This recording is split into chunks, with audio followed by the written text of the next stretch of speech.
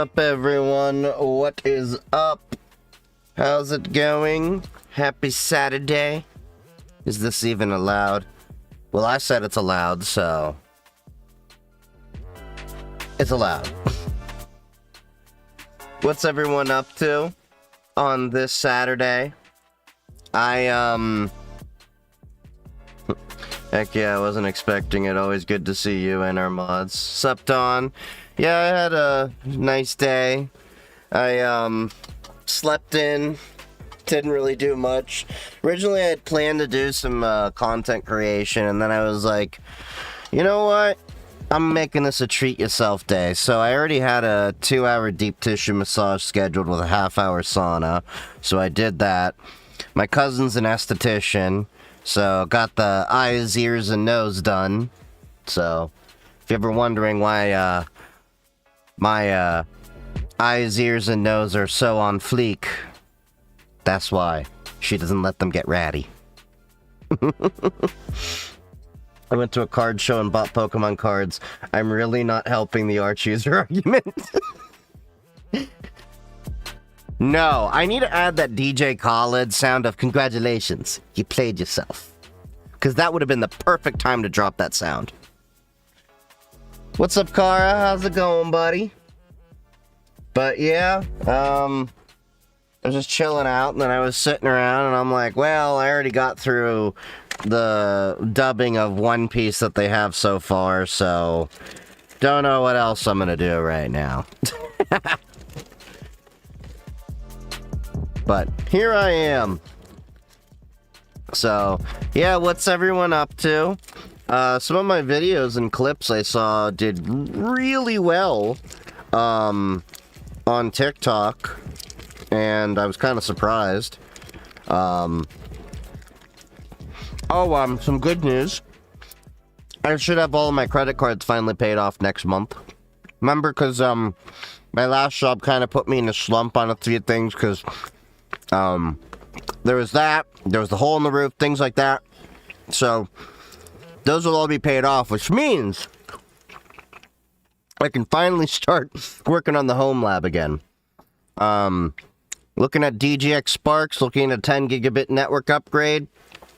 I'm probably gonna have to hire a low voltage tech to run a new cable. Could I do it myself? Yeah, but I don't want to risk the back pain. I'm just being honest with you. I need to get a low voltage tech to rerun 3 lines to my cameras and add a new line for an access point I want to put outside. So, yep, that'll be a thing that I do this year.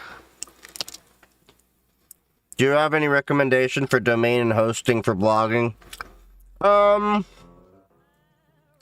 For domain, I generally recommend Cloudflare. That's where I put all my stuff. For the hosting itself, so I'll be honest, Hostinger is a pretty nice one, but they're kind of expensive. So here's what I generally do. I look out for all of the, because I use WordPress. I look out for whatever sites have a good deal right now, and I'll hop every few years and migrate things. Like, I was on Hostinger. I bought their plan for like 3-4 years or something like that. And then I had to pay every month for like $15. Then I migrated everything over to, I think it was Bluehost. And I paid for 3 years for like $200. So, if you're not really doing heavy load, it doesn't really matter so much. But Cloudflare for sure. Use that as your CDN and WAF and your domain registrar.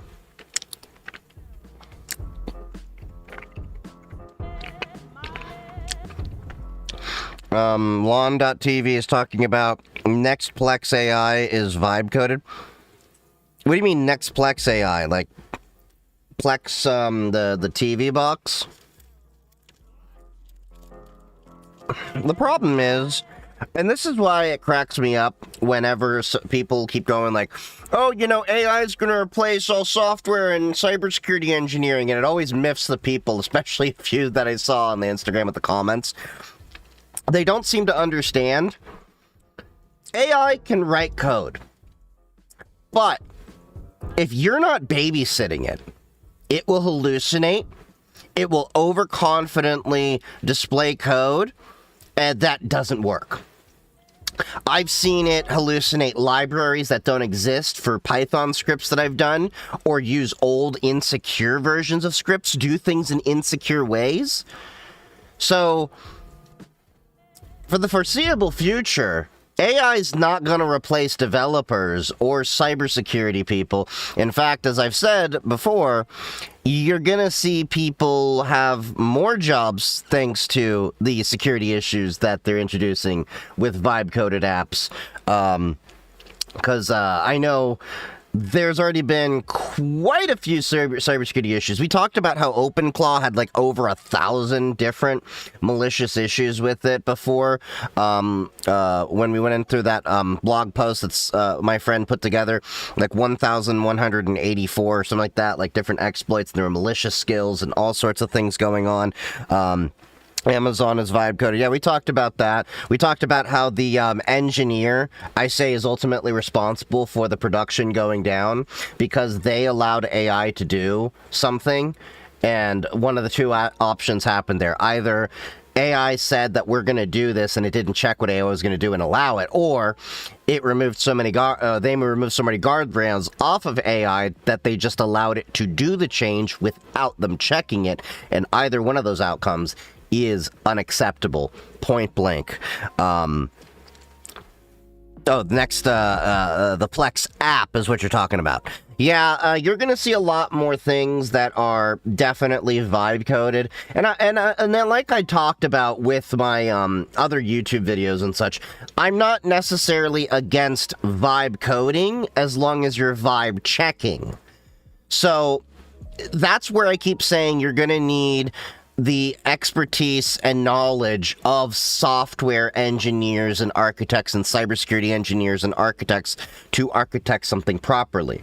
I've seen software developers create apps with AI that are horribly insecure, that do not have, a lot of the security that you're supposed to have, whether we're talking about from the CI/CD side, whether we're talking about basic fundamental security, things like that. I mean, what was it? Like, a while ago we found, I don't remember if McDonald's app was vibe coded, but I wouldn't be surprised. But remember when McDonald's had that breach and they found out they had a hard coded password? I found AI hard coding credentials in my own projects that I've done. I'm like, no. We use Doppler Secrets Manager, buddy. Variabilize that. Have it called upon by Doppler, set the Doppler library, and do that.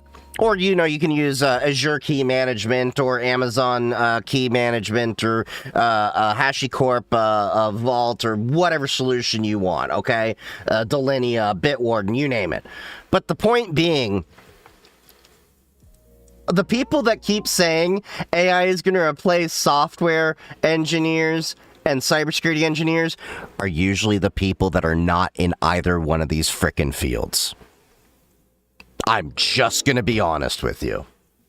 It's always the people that aren't even in the fields that are like, oh, AI is going to change all of this. It's like the same thing as many years ago.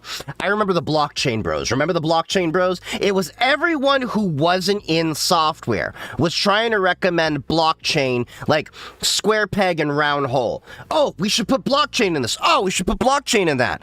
And it's the same thing.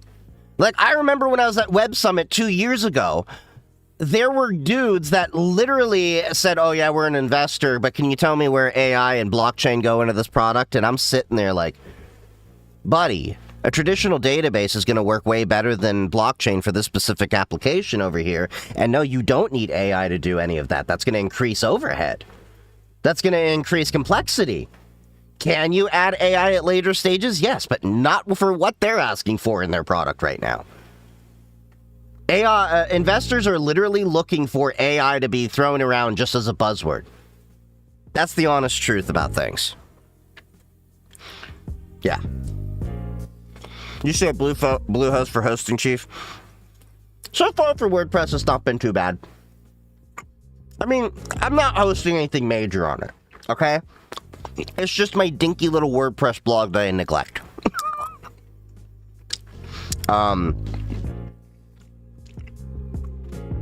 I mean, if you're really feeling hands-on, you can always go to DigitalOcean, build your own LEMP server, and have a WordPress from scratch for only a few bucks a month. But I doubt you want to spin up Ubuntu or RHEL or whatever you want to use and attach Nginx and MariaDB and PHP, and then secure all of that shit together and install WordPress and maintain all of that from A to Z. I've done that before. It's fun to learn with, but it's a headache. Tell AI to add the Terraform microservice with a load balancer. Just Cloudflare tunnel brutal. Yeah. Oh, yeah. Even when I was using, what was it? Even when I was using Amazon Kiro, used to be Amazon Q, for AWS, I still had to go back and forth with it on terraforming. That's Amazon's own AI that is more contextually aware of Amazon Web Services and specifically your infrastructure inside of Amazon. Like, you could ask it like different things about like this team over here, what's their layout with different servers, how can I connect from this account to that account to share data from this S3 bucket over to that S3 bucket on a programmatic way. Okay? It works pretty well, but you still have to guide it and coax it to do a lot of things. And even then... Oh, hey, Barack. What's up, little guy? What's up, little dickhead? No, you can't get my brownie.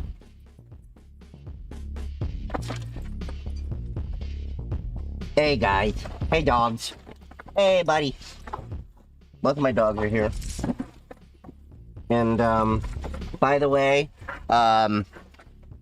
Arya's got to get surgery. Nothing malicious or malignant. He's got a fatty tumor on one of his legs in a very uncomfortable spot. So, I got a consult on Wednesday. So, yeah. That'll be happening. Barack's in perfect health, though. Ari's just getting old.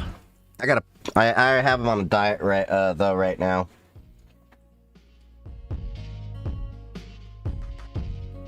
What's a LEMP server? LEMP is Linux, Nginx, and MariaDB and PHP, or it can also be MySQL instead of MariaDB. So they used to call it a LAMP server. Linux, Apache, MySQL, and PHP. Basically, it's a stack that you need to run quite a few different websites. So Apache and Nginx, spelled Nginx, November, Golf, India, November, X-ray. That's how it's pronounced, Nginx. Apache was the original web server that beat Microsoft. Like, seriously, if it was not for them, the internet would be proprietary and paid for with tons of paid gates and everything. Like, there's a whole story. Like, Microsoft was trying to monetize the internet. It would have been way different if Windows Server won the race. Instead, Linux took over because of Apache. And Apache allowed you to run multiple web servers on, one physical box. And the fun story about Apache, why it's called Apache... Well, because it was a patch of different configurations and programs to make it work. It's a patchy web server. Get it? So that's the story of Apache. And anyway, so you have Nginx, which has been the new kid on the block for the past few years. In fact, Cloudflare, as far as I recall, most of their infrastructure... at least when they started core load balancing, all that kind of stuff, centered around Nginx. That's basically what most of their technology, from my understanding, at least a few years ago, was heavily dependent upon, was Nginx. Nginx is a little bit more performant, because nowadays with Apache, you have to enable so many extensions to just get it to do so many modern things, whereas Nginx has a lot of those things built in. Okay, anyway. MySQL, well, it's just a SQL database. MariaDB, same thing, but a lot of the open source community has kind of shifted to MariaDB over MySQL for a lot of things. And PHP as well. That language used by heathens, but powers a lot of the internet. Anyway. Nginx is crazy easy to use, like downloading it automatically works. I had to do WebSockets and manually run servers using Python because I didn't know better. Oh, I like Nginx. Like, straight up, if I deploy web servers myself, I use Nginx. I have not touched Apache in... Okay, I did touch it last year because there was stuff at work, but the point being, in my own home lab, I haven't touched it in like 10 years. I have not touched Apache in 10 years. I've liked it so much. It is a lot easier to use. There's no having to deal with a lot of the mod, the htconf, htaccess files, none of that. It's all just nginx.conf. You can modularize things a lot better. The syntax made a little bit more sense. It's faster, it's lighter. So yeah, if you're doing web design and web hosting these days, you should be looking more at Nginx than you should be Apache. Nginx Proxy Manager, Xeraxi, my new faves. Haven't heard of Xeraxi. But yeah, you can use Nginx as a proxy, which is one of the reasons why I tell people disable that immediately, because there is a way that you could exploit somebody's Nginx server and use it as a proxy for your own connection so that you can have your stuff look like it's coming from somebody else. So make sure to lock that stuff down. Yeah. You're talking about web servers or traffic servers? A little bit of both. Nginx can do a little bit of both. Does Nginx do HTTP 3? I think so. I haven't tinkered with it in a while, but I wouldn't be surprised if it, I would be surprised if it doesn't. I don't know why people still put auth on APIs. Because of people like you! I'm kidding.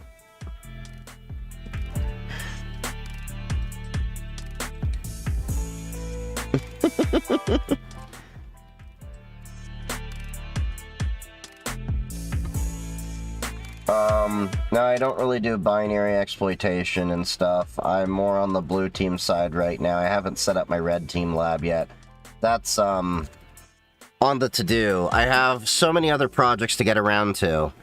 Oh, and right now, I have my LLM server, going through Wikipedia.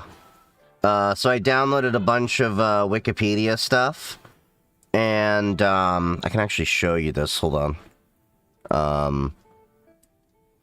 So I have it downloading the simplified Wikipedia in English, and right now I have Qwen3 embedded, going over it right now.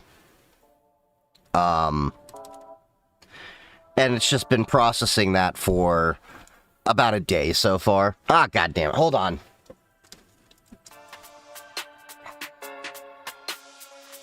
Welcome to Windows, where your capture cards may work or may not work. Anyway, so,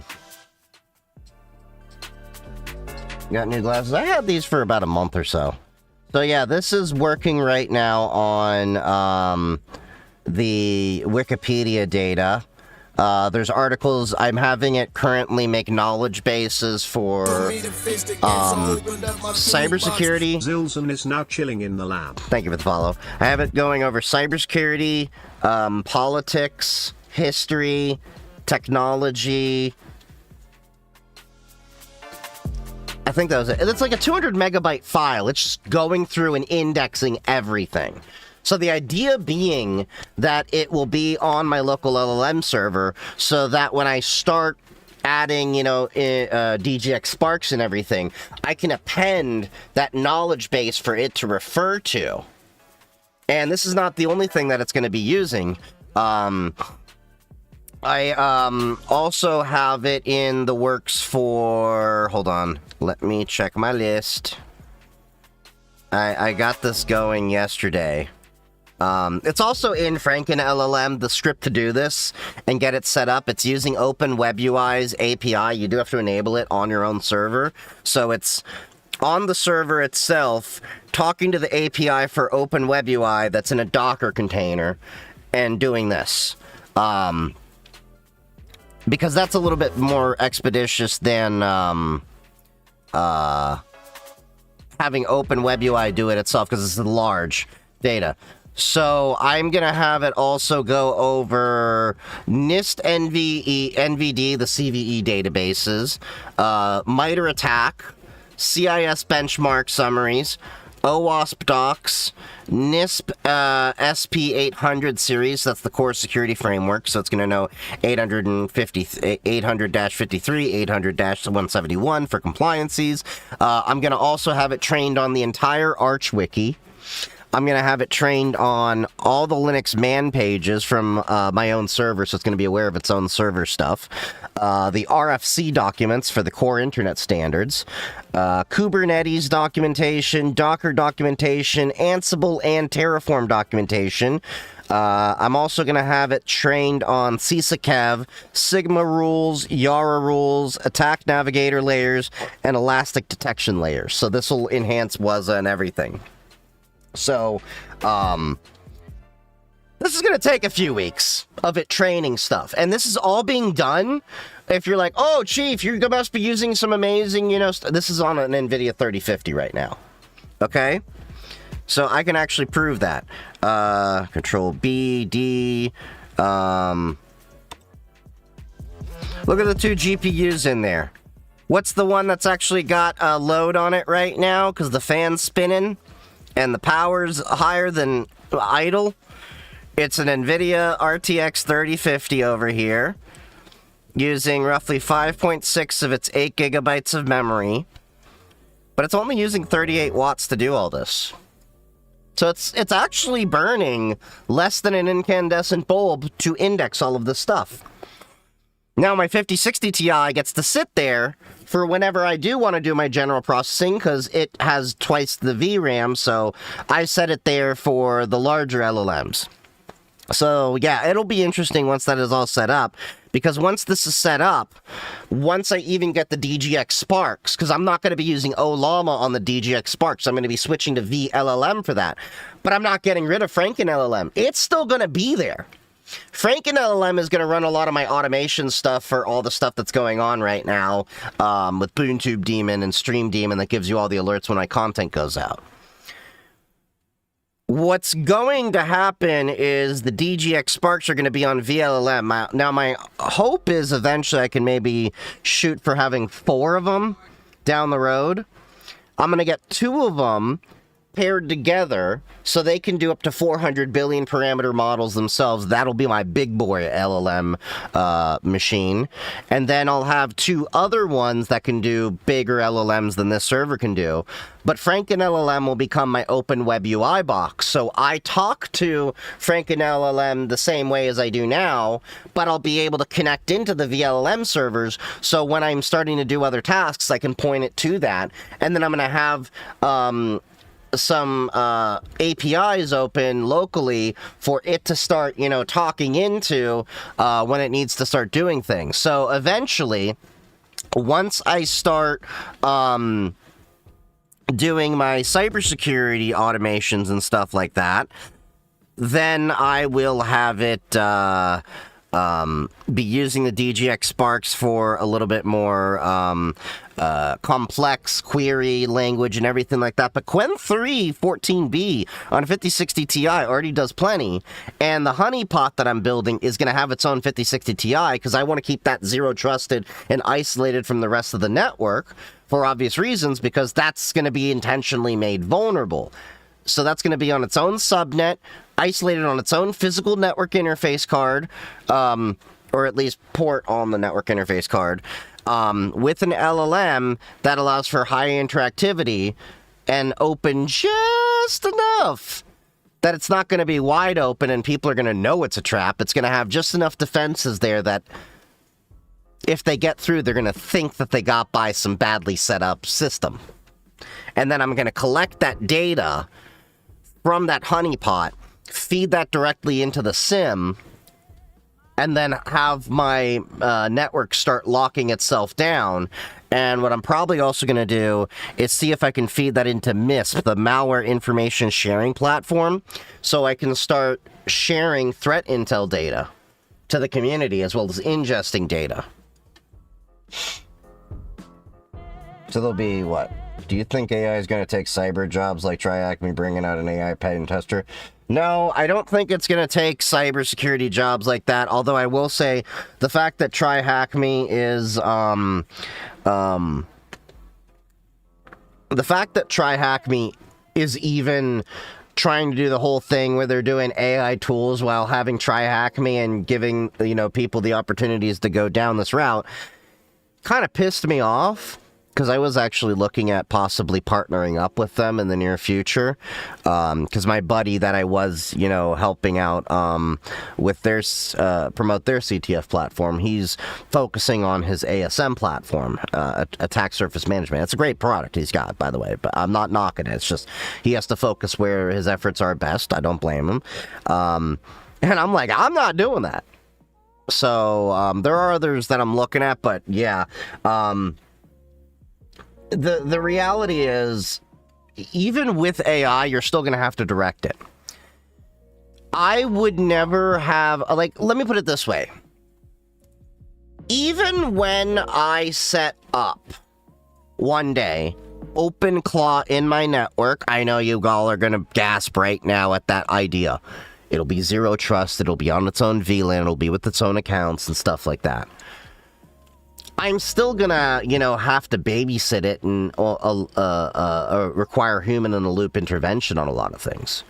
Like, I have the idea of it tending some of my code, like when Dependabot comes through, consolidate all the updates, do some additional checks and everything, and then I can come through and do my additional final, testing and everything to make sure it's good. Ultimately, you're still gonna need a human to drive a lot of that stuff. Because the human's the one that's going to give the final driver. Because the problem is, and a lot of people seem to forget this, is they need someone to be held accountable. Do you really think when AI makes a mistake, board members, auditors, customers are just going to buy the excuse of, well, the AI said it was okay? No. They're going to want to hold somebody responsible. Just in the same way as, was it Thursday's stream? A couple days ago, anyway. We talked about how there was an engineer that let AI make a change into production that deleted a whole, database or something like that. And my argument was, I wouldn't blame AI in that case. I'd blame the engineer because one of two things happened. Either they removed so many of the guardrails that they just allowed AI to do whatever, or they didn't check over what it was going to do and allowed it to happen. I've used AI enough to know one of those two things has to happen, and I've used Amazon's own Kiro and Q. So I know how their stuff works. It's basically their own stuff with Claude baked in and a few other things. SOC for sure, it's already automated. It's SOC to a point. For tier 1 SOC stuff, sure. But ultimately, you're still going to need a human to make the judgment calls. Even in the meeting that I was having with CrowdStrike, and they were talking about Charlotte AI, their spin on AI, which, from my understanding, is Claude in the back end. And I'll be honest with you, I was not that enthused with Charlotte. I think they missed the ball on a few things, because they're using Charlotte more to build Fusion, SOAR workflows and all that, and it builds it more into their ecosystem as you'd expect, so you have to buy more of their products and everything. And they didn't even think about the average user is going to want to use Charlotte to query to be like, how many devices have USB write privileges, which is really what most people want to use it for. And they said, well, to our experience, most clients don't use it like that. I'm like, then you're not talking to them, because everyone I've talked to wanted to use it that way. But the point being, when you build those workflows, even they were saying you're going to put a human in the loop to review the, actions that were being done or suggested here. Because ultimately, companies want to have someone to hold responsible. And guess what happens in cybersecurity if you allow the AI to do something and it actually disrupts production? They're going to hold the person accountable that actually okayed that decision. And it may go all the way up to the CISO. So, yeah, they're still going to have humans in the loop. Now, you're maybe not going to be as, into the minutia, the nitty-gritty as you once were. You're maybe not going to have to, write out queries as intensely as we once did. But you're still going to have people there.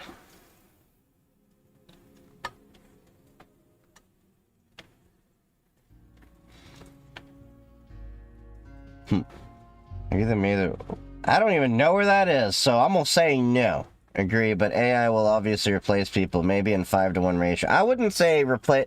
No, if anything, it's going to replace a lot of management. So, like, for example, and a lot of people are reading too much into headlines, and this is a problem that has been happening way before AI. I'm just going to say that, and way before Gen Z. People read headlines. They don't read details. So the latest headline has been Amazon laid off 30,000 workers. Okay, historically, large enterprises ebb and flow. They lay off people all the time. This has been happening for decades. They restructure, they rework. They themselves said a lot of it was to get rid of managerial layers. And to their point, I've had friends that work at Amazon, and they've told me the culture around there very often was, well, we have the pre-meeting to the pre-meeting to the meeting. So you have your days wasted on meetings. Just like the last place that I worked at, where I've told you, like, my day could easily be 10 to 15, my week could easily be 10 to 15 hours of meetings. I literally had entire days. I barely got, like, an hour's worth of work because there was nothing but meetings. So it's not that productive. So you basically have, have any of you seen the movie Office Space? Well, the thing that keeps me from just doing my job well enough is keeping my bosses off my back. Because when I do something wrong, I've got 3 bosses coming to me. I think it was 3. When they sat down with the Bobs, the consultants. If you haven't seen the movie Office Space, it's an old movie, but it is still extremely relevant today to working in IT. And Peter's attitude is the attitude a lot of us in the millennial life have kind of come to take on.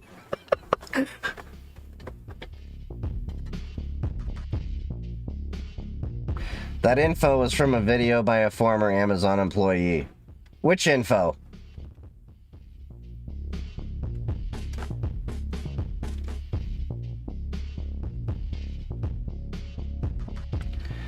Why is installing printer drivers in a Linux system a pain in the... Well, because printers have always been the bane of every IT person's existence. I don't care if you've been on Windows, Mac, or Linux, they've always been a pain in the ass. That's just the reality of it. Now, the good news is, as I've talked about on another stream, hold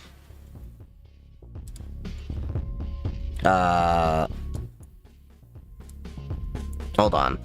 We talked about this at another stream. I'm going to bring this up. This is a printer that, was it Open Hardware? There's a printer that is fully open source that I am waiting for them to actually announce releasing. Introducing the Open Printer, if you haven't seen this before. So this is a fully open source, fully right to repair 2D printer that even allows you to have refillable ink, or you can use HP ink cartridges that, they have it built for. Yeah.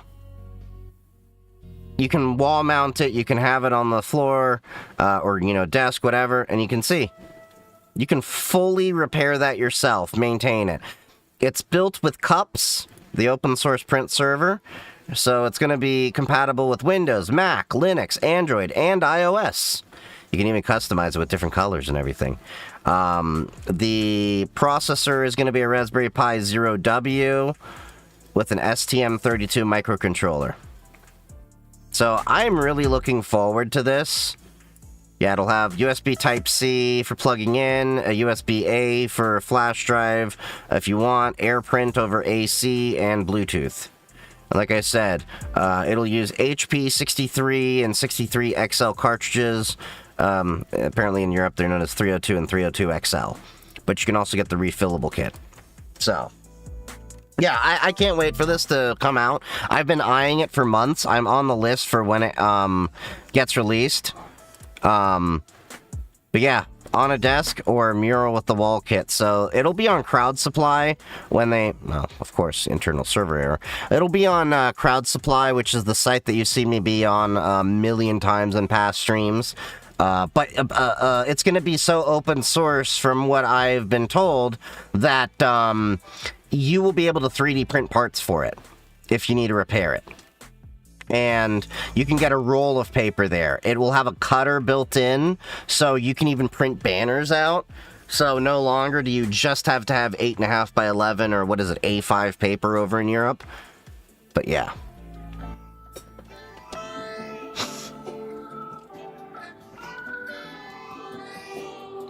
So strange companies can't invent good printers in 2026.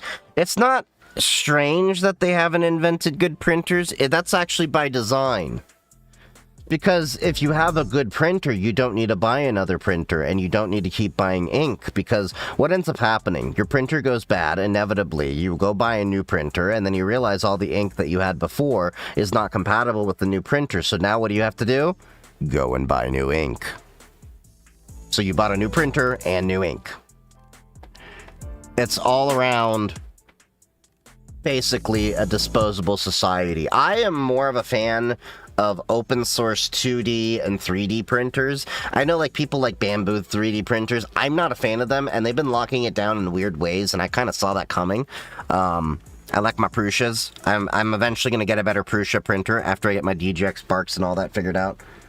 You subscribe to ink? Yeah, I do. Unfortunately, I do subscribe to ink. Because that's still cheaper than buying the cartridges. Because then you buy the cartridges, you're like, okay, it's still cheaper than the subscription, but then you go to print it, and guess what happens? The ink's dried up. Or, the cartridge, the chip inside the cartridge tells you the ink is empty when it's not. And then you have to do some trickery that we used to do back in the day when I used to do ink refills, where you would wipe the firmware on it. Or you can't use generic cartridges in some printers now. Now, I will say, yes, ink refilling could be potentially dangerous to some printers, as I have seen people kill their printers because they've done it the wrong way. That is absolutely a viable thing, but I don't think that's a good enough reason to lock down the printer. I think once you pay for the hardware, it is your hardware. If you F it up, that is your prerogative. But that is your problem, and you should own that. If you modify it and, you know, get it working on refillable ink, great. But, yeah. Wasn't trying to call you out. I know you weren't. I was just getting on a tangent. Let me have my tangents, girl!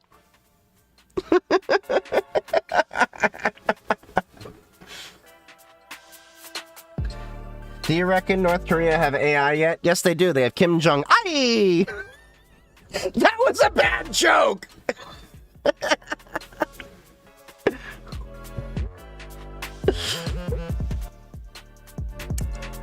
That was a bad joke. North Korea has now entered the chat.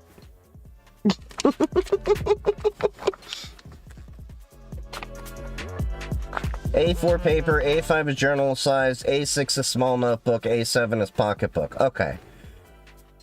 I haven't really remembered all that because I never really did much printing when I was over in Europe, so it is what it is.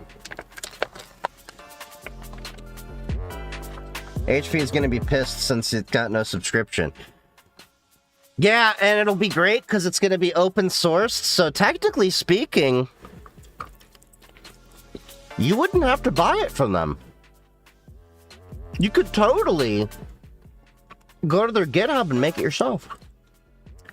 It's got a Raspberry Pi Zero. Is that dried fruit? Close. Is sweet potato. Can we run subscription inks on it? Yes. I don't see why not. The only thing is, it won't be able to call home to those on it because, well, you don't need to. Do you know how great it will be that when I put my printer on its own printer net, I could disable internet connectivity?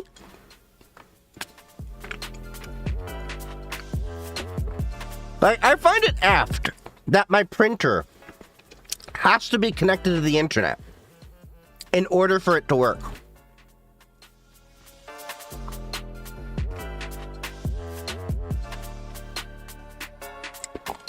Never seen sweet potato sweets.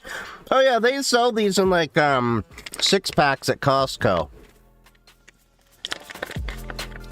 I want to buy a bulk of sub inks. Need to throw away since they can't use them for cheap. Well, I'm gonna buy it with a refillable kit. I want a refillable printer.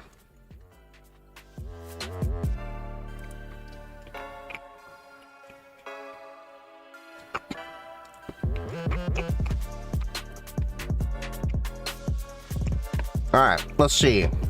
Where was I yesterday? Not yesterday. Yesterday I was mentally out of it. Oh yeah. We do need to talk about this though.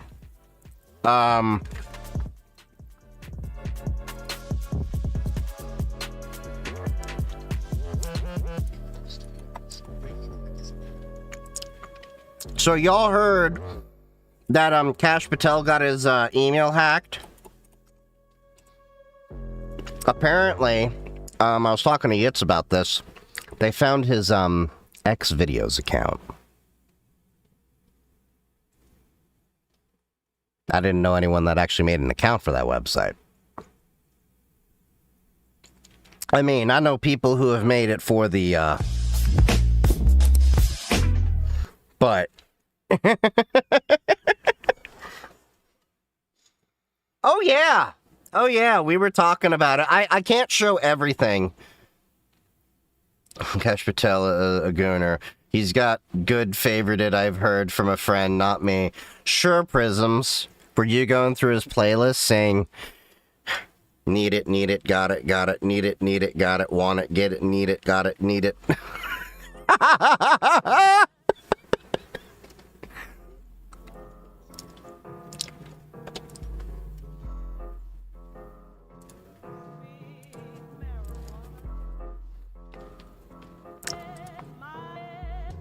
Alright, let me make sure the audio system works over here.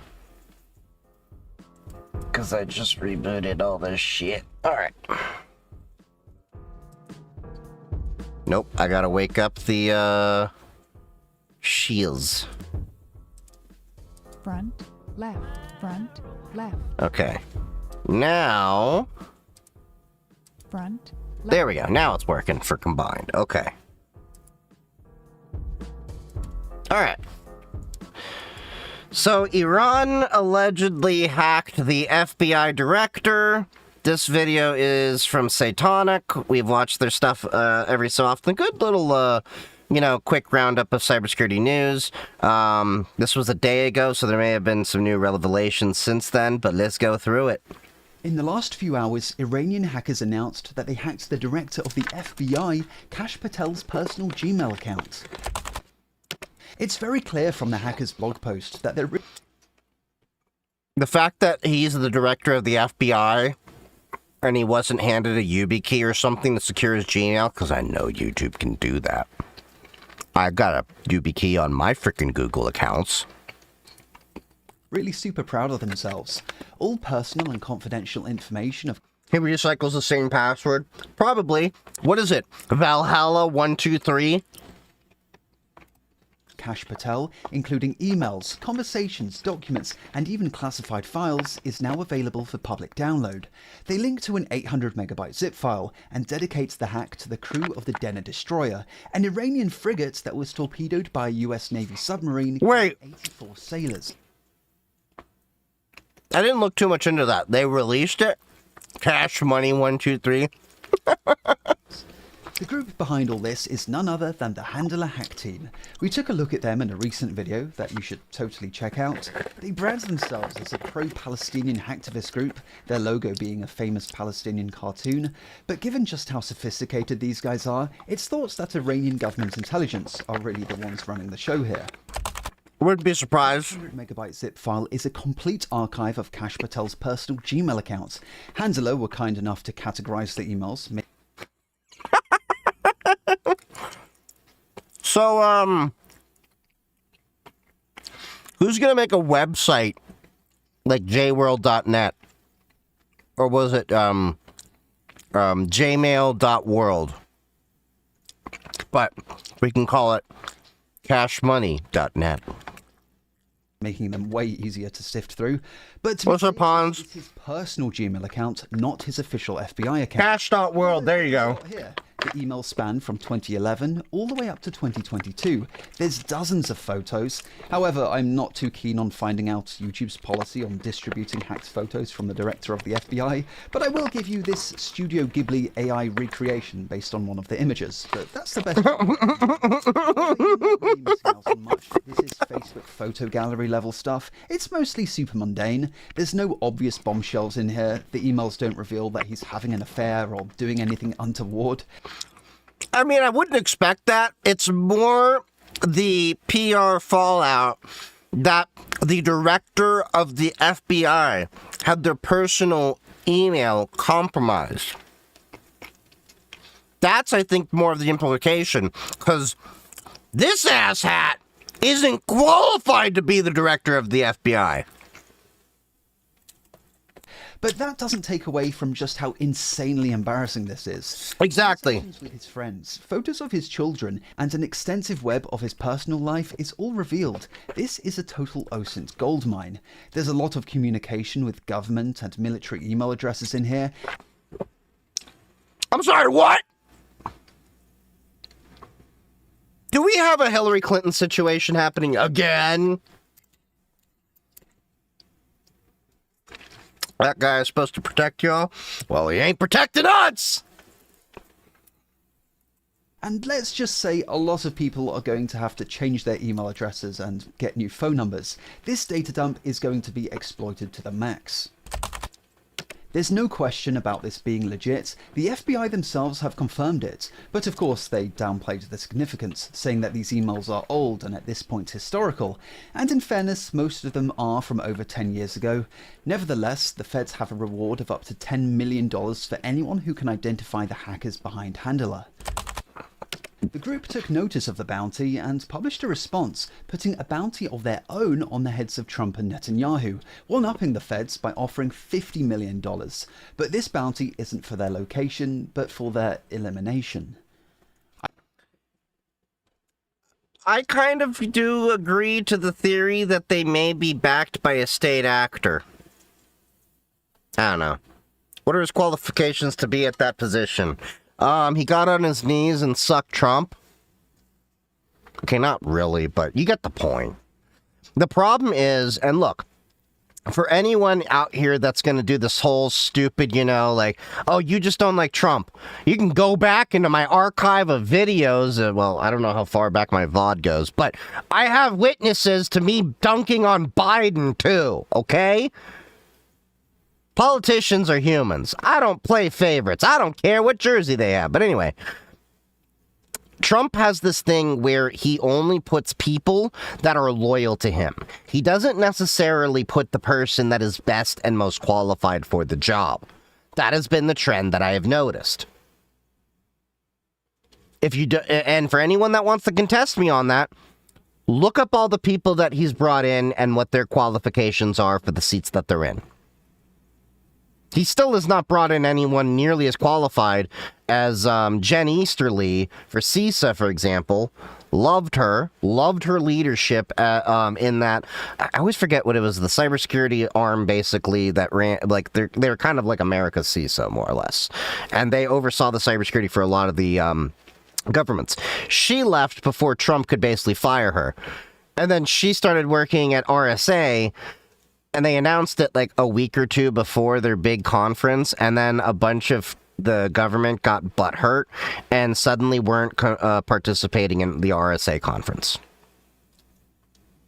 But yeah. I've lost count of just how many domains Handler has gone through over the past few weeks. They keep creating new ones and the feds keep on seizing them. It's a similar story for their Telegram channels. Handler clearly wasn't impressed with Kash Patel's security, but they aren't telling us how they pulled this hack off. But it's probably something really silly, like a reused password. And this isn't the first time Kash Patel has been targeted by the Iranians. Back in 2024, they gained some kind of access to his communications, but no details were ever made public. If you want to get up to speed with all the other hacks of the Iran war so far, this is the video you need to watch. Yep. So that was the big news that we needed to talk about today. Now continuing off from where we were, so the next video Hans shared with us for the Discord. So if you're not aware, we have a Discord server, we have a Matrix server. You're more than welcome to join both of them. The links are in the bio if you don't see them in the chat or whatever platform you're on, because I'm on like 4 different platforms right now streaming. This is why Costco is quietly goated. Now, disclaimer. I'm a Costco executive member. It is totally worth it. I've talked about it on stream. I literally just mentioned I got these from Costco. The brand is Snack Yard. By the way, Prisms, I know you're asking. SNAK. I don't think they'll have them in the UK because Costco tends to localize things, but they probably have something similar. Anyway, and Costco tends to also do a little bit unique to each market they're in, I've noticed. So, like, you can go to 2 Costcos in the same city, and they'll have slightly different inventory.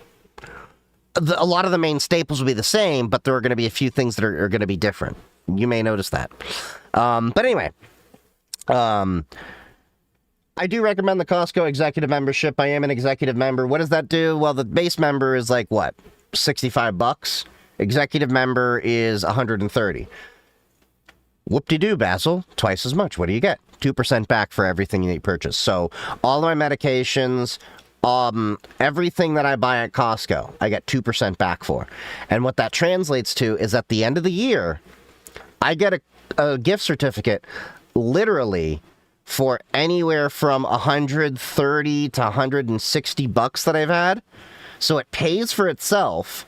And then I have the Costco credit card, which I only use at Costco and getting gas at Costco. 4% back on the gas there, 2% back on getting at Costco. That's another $130, $140 that I get back just for doing that. So about once a year, I basically get an entire set of groceries paid for from Costco. So it's actually worth it. But anyway, let's go into this. This is a video from Levi Hildebrand.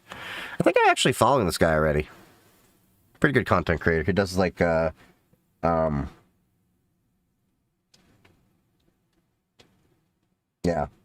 He does good deep dives and stuff like that. Hold up.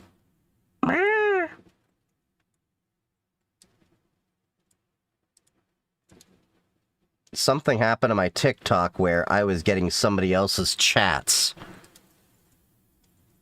Okay, so I had to fix that. Okay. Hold up. We'll just get this going while I fix chat. If you've followed this channel for a while, you know that we are slipping into a dystopian consumer nightmare where grocery stores are not known for selling food, but for doing dynamic pricing to achieve the most profits on things that they sell, or price gouging on basic household staples, or creating $25 celebrity smoothies for some reason. But somehow in Hold on, what celebrity smoothie is happening? $25 celebrity smoothies? Yeah. We're one of the best hackers in the world. They're technology version. I don't know if they have the best hackers in the world. I think every country has smart people. It's a distribution, I mean, of all that. You know. But also, you have to remember, popping somebody's email because they reuse a bunch of passwords, not that sophisticated. In German we say, du bist ein Finnen. I don't know what that means.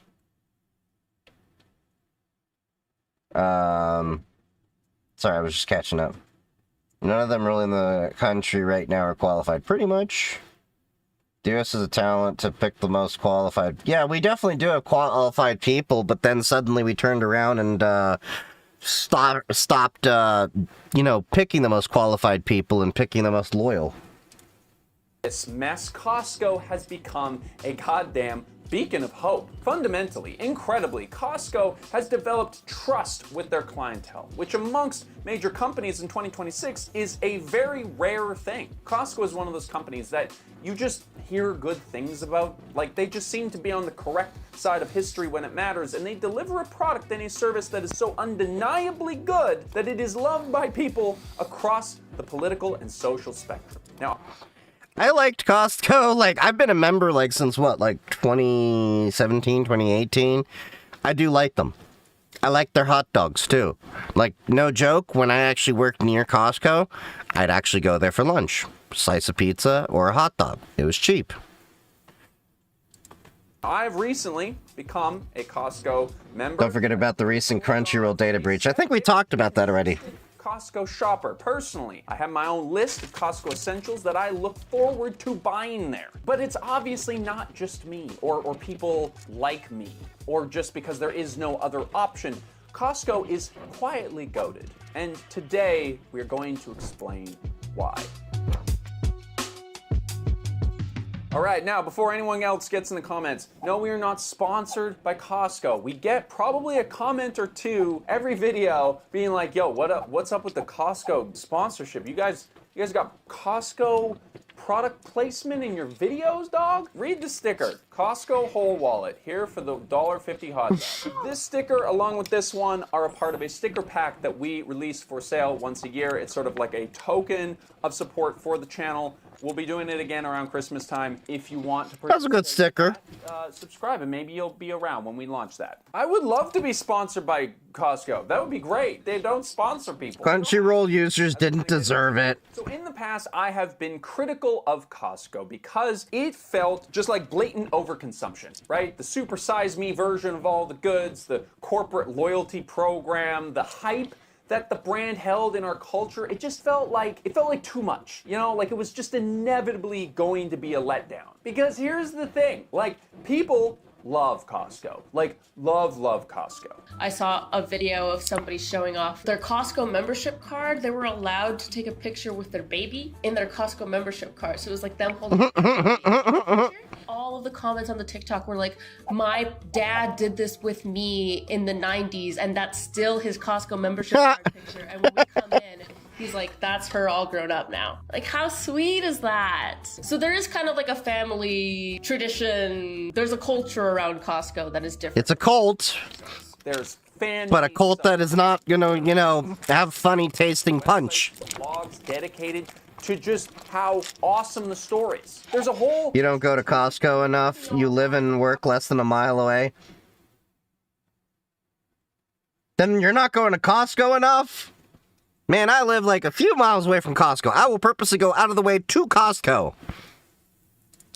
how to make the most of your Costco benefits that could like get you a degree at a university. And listen, while I'm not going to celebrate my birthday party there like some people do, I now Okay, that's a bit much. understanding and appreciation as to why this happens. In the years that I have been making content about consumerism online, which is going on like 8 years now, I have watched the bar of what we expect from corporations get lower and lower and lower, which has made Costco look better and better as a result. And that is a part of this story that we're going to talk about later. In the past, I've been critical about Costco, but as I've gotten older and more tired in the last 4 years, maybe since becoming a father and a homeowner, I'll tell you, Costco was the sole reason why I didn't run out of toilet paper in that toilet paper shortage when everyone went crazy about toilet paper. So, I buy a Costco size thing of toilet paper every time I need toilet paper. Not like a crazy amount, it's just like, oh, this will last me a few months. It's like, it was like back then, like $15 for, what, 16 rolls? You're going to spend $15 anyway on toilet paper when you go to Kroger's and get like half the amount or whatever, like Walmart, you name it. Anyway, I remember it was like the day everybody was starting to do the toilet paper rush. Everybody was getting crazy and stocking up on things. I had to go and do my regular Costco run. So I remember going to the back of the store because that's where they keep all the paper goods. And literally pulling up with my cart to grab toilet paper and like the other things that I needed. But, you know, last thing I got was toilet paper. And I shit you not, the line was so far back that day, I turned my cart 90 degrees after just putting the toilet paper in. I was in line. I was in line for like 45 minutes or so. It was ridiculous. Anyway, that one thing of toilet paper lasted months. Everyone else was like, where's the toilet paper? Where's the toilet paper? I'm running out of toilet paper. And I'm sitting over here hiding my Costco-sized toilet paper. And it wasn't like I was hoarding toilet paper. It was just one thing of Costco toilet paper. And then they were at least smart enough that they were one of the first people to be like, yeah, we'll limit one per household per day. I have a new understanding of Costco because, like it or not, I think that this store and the products in it are actually contextually appropriate. We are here in North America. We drive big cars, we have big houses, and so it kind of makes sense to buy a gigantic jar of pickles if you have the space for it. Like if you're a single person or even a couple who lives in a small apartment. I don't know about that. The use case for I feel like a jar of pickles from Costco is going to last me like weeks. Go to the grocery store for pickles when you need them. You don't live 20 minutes into the suburbs where pickles are a lot harder to come by. I'm really locked into the pickles for some reason right now.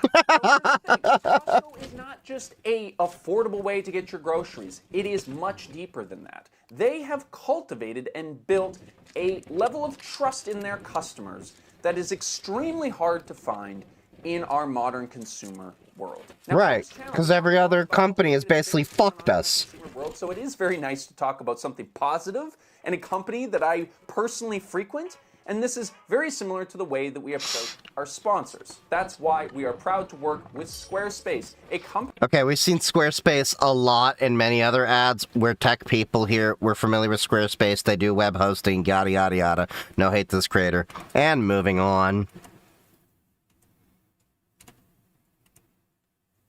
Process super seamless with intuitive drag. So go to squarespace.com/Hildebrand, click the link in the description for a free trial. And when you're ready to launch, use code Hildebrand. You bought a cooler backpack from Costco, one of my favorite Costco purchases? Huh. Now, if you already have a website that's outdated or it just needs a revamp, or you're starting from scratch, Squarespace is the perfect place to get started, as they to be in show up. Also got built-in. How long is this ad? Click the link down in the description for a free trial, and when you're ready to launch, website or happen. Now let's get back into it. You know, I do ad segments in my YouTube videos too, but that was like 4 minutes of ad. This video is only 21 minutes. So you're telling me like close to 1/5 of this video was an ad. So Time management, my guy. shopping at Costco. Just a dad with his kid and a list of things he's got to pick up and a lot of responsibilities weighing on his shoulders. You start to understand how Costco continues to win. As we sort of said off the top, grocery shopping. Cause all I do is win, win, win, no matter what. Is the audio bad on purpose? Is the audio bad?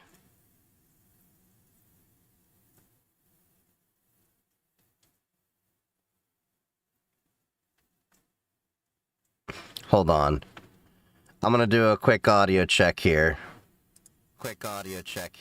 No, it sounds like it's. What the hell is the? Okay, hold up. I see what you're talking about.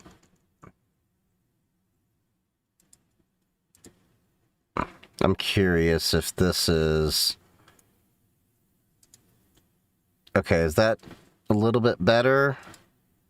Let's see. Testing. No, that's not my machine over here. 1 second.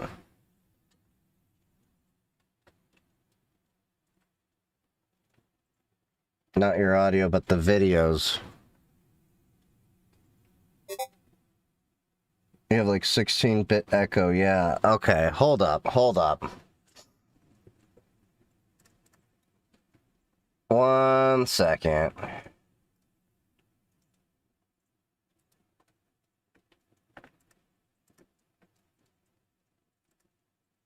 So this is not the Linux box that's having issues, just so you know. It's always the damn Windows box. Microphone.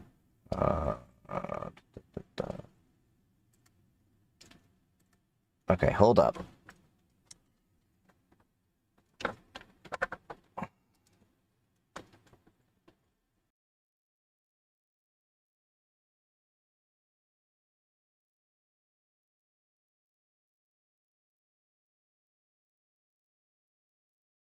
And okay. How's that? I just unplugged it and plugged it back in.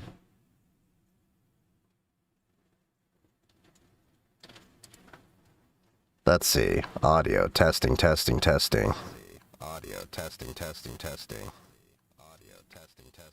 What the hell? That is the weirdest, like, echo thing. God damn it, Windows.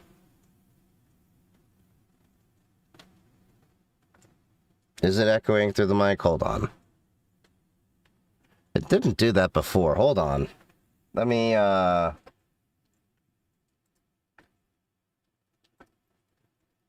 it wouldn't be echoing. It was fine during a Squarespace ad. And then, yeah, suddenly it cursed me. Let's see. Shopping today is a bit of a nightmare. We got shrinkflation, price gouging, scammy products all over the goddamn place. And Okay, so what I'm going to do... Hold up 1 second. I'm going to try... How is it now?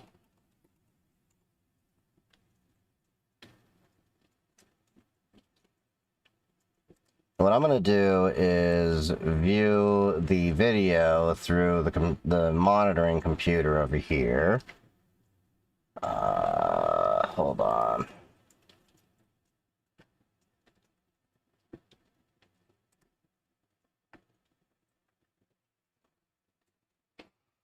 Test. Testing. Do I have an echo?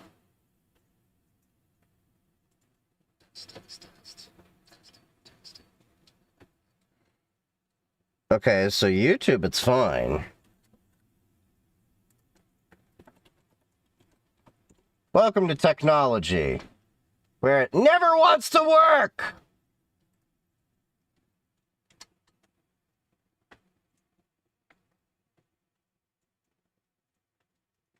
Start a Mac Mini fundraiser placement. No! Mac Mini wouldn't handle all the work I do.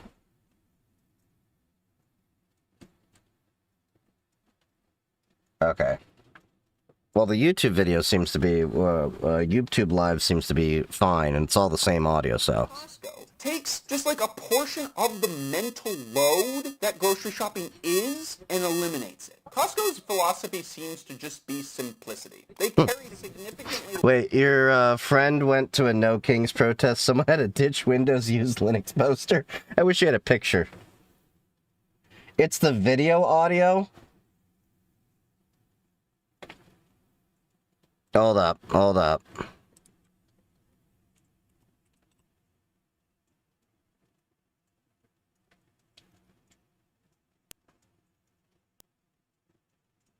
So it's only the video. 1 second.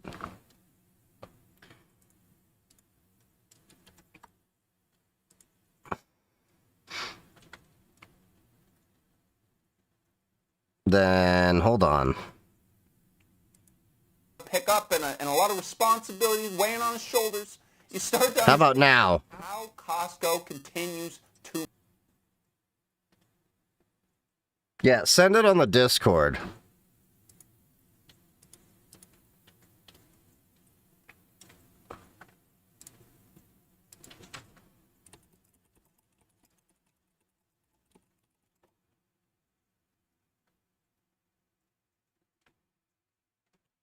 Hold up, is it peaking?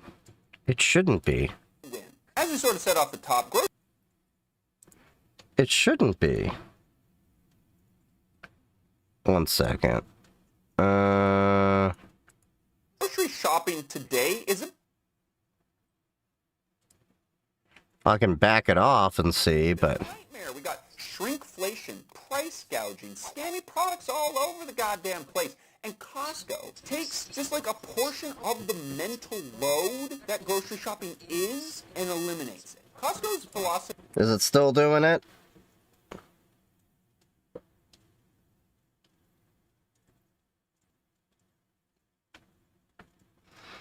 Okay, hold on.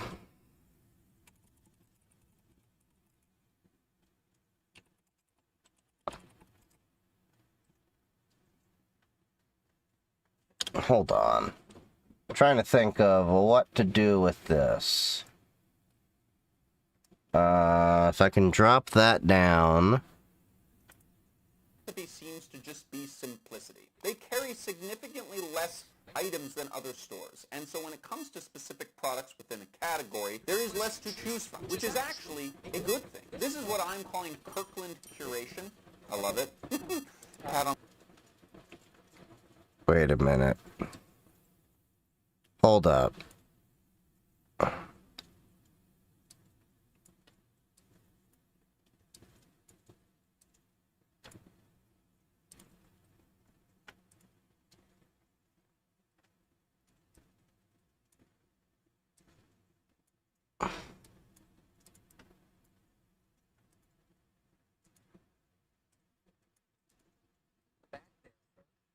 This is actually great because in a consumer landscape of endless options, we often experience full-blown choice paralysis. Is it still doing it now? What I think happened was...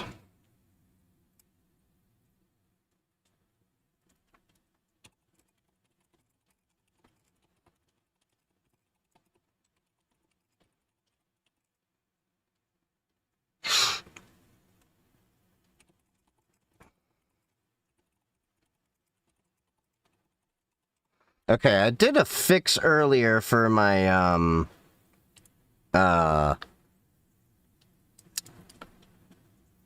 microphone that I may have actually messed something else up with.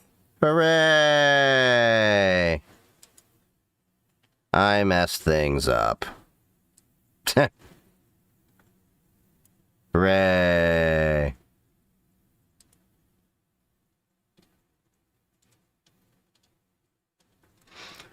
Hold up.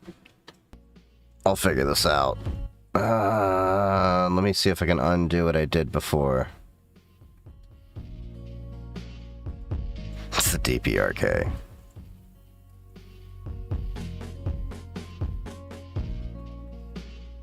For me to face the game, so I opened up my toolbox. Nod what is now chilling in the lab. What's up, no Dr. What? Alright. Combined out sync is working.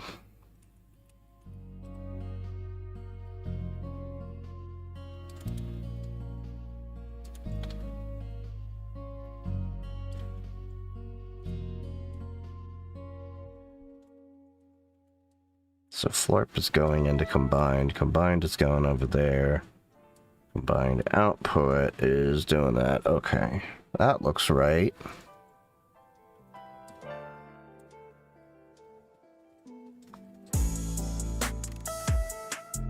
Ah.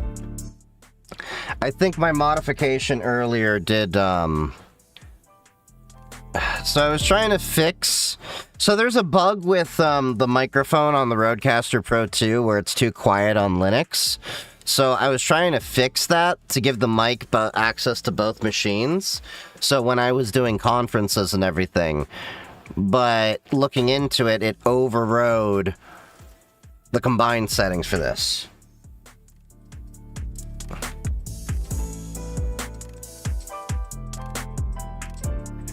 You've been getting recommended to me on TikTok.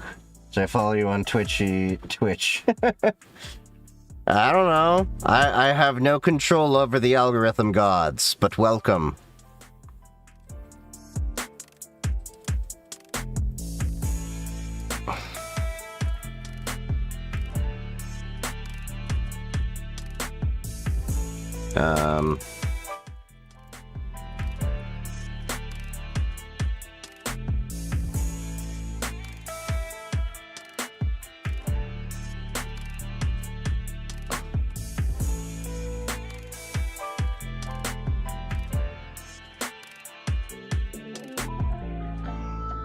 Alright, let's try this again.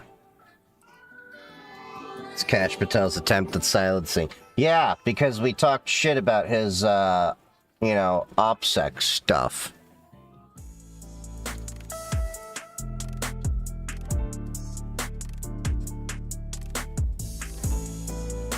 That's just great. Broke the audio.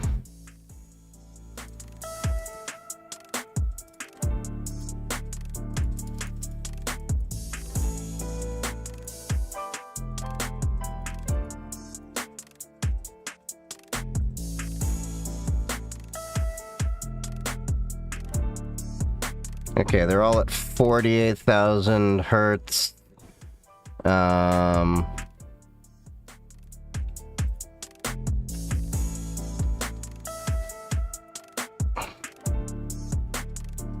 So let's try this again.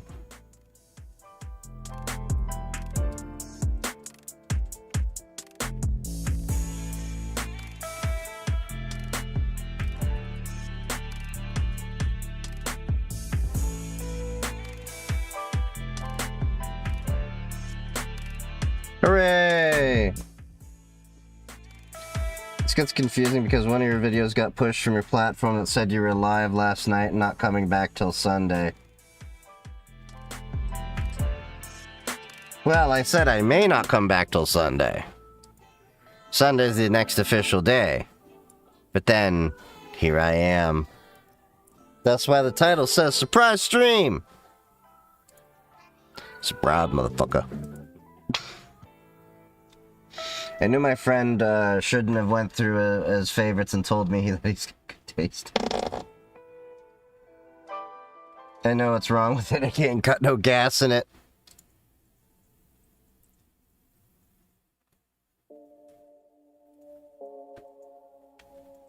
Okay, hold on.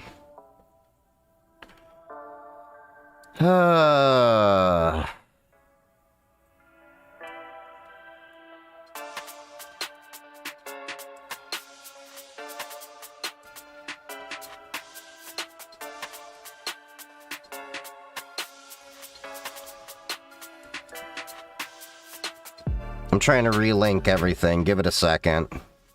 You can see, literally, I'm using Carla to visualize what's going on in the patch bay.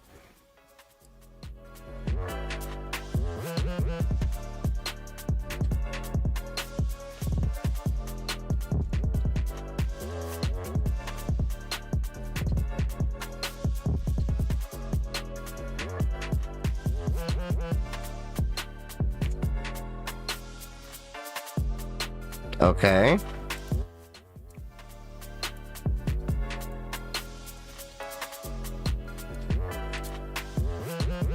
Alright, that didn't go to that one.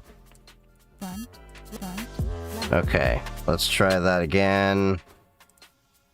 front, left,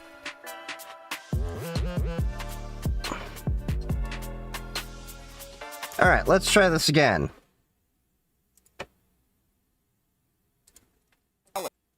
all in one place. It's actually extremely convenient. So if you're interested, go to squarespace.com/Hildebrand. Click the link down in the description for a free trial. And when you're ready to launch, just use the code Hildebrand. Extremely tinny.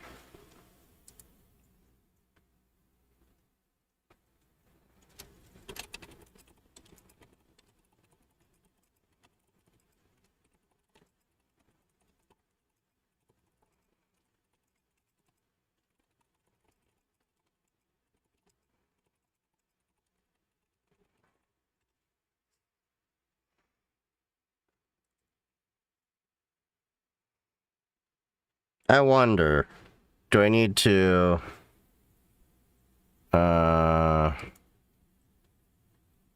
reset the HDMI path inside of...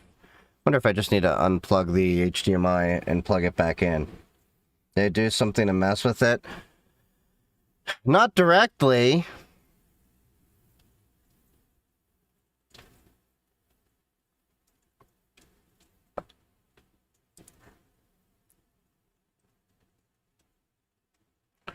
Missing low frequencies, sample low. Okay, mono.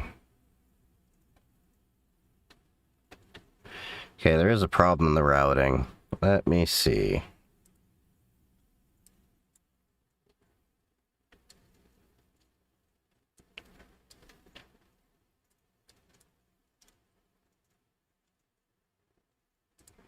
Nope.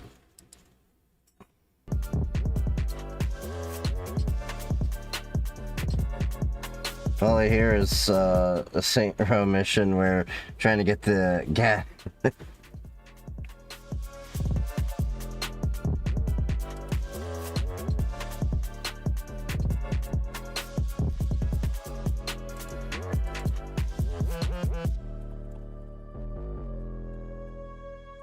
Hold on.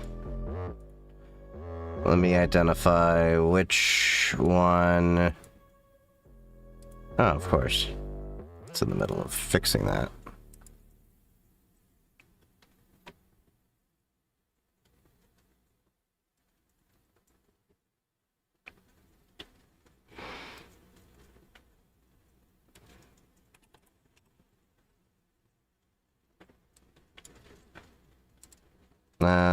Hold on. And it is EGA cam link, which is HDMI 0. HDMI 0 would be okay.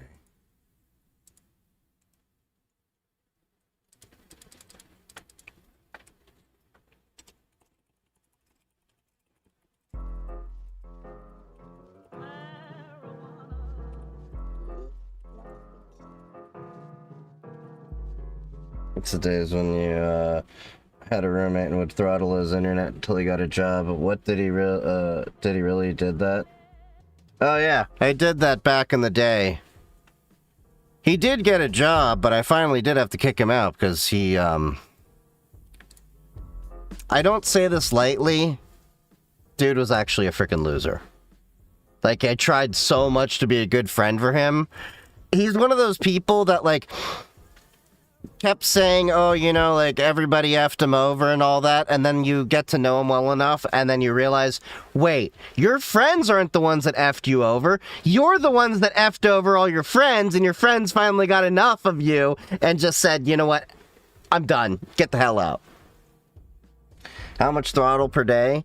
Oh, I throttled him to like 56 kilobits per second, and I added about 300 milliseconds of latency.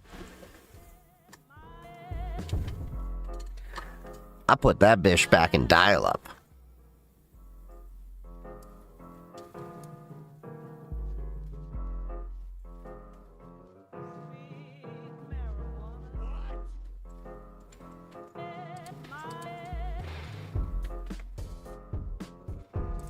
Okay, I just killed pipe wire.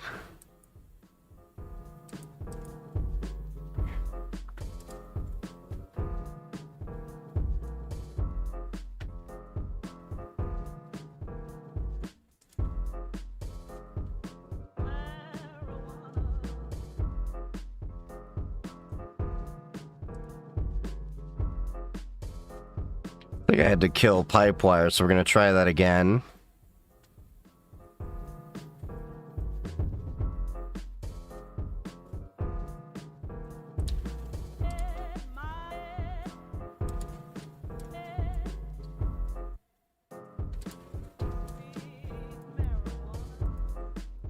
Front, left.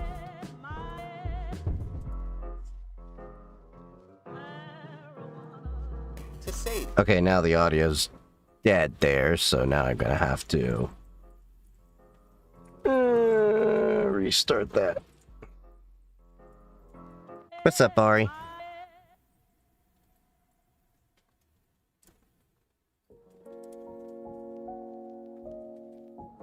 Still tinny.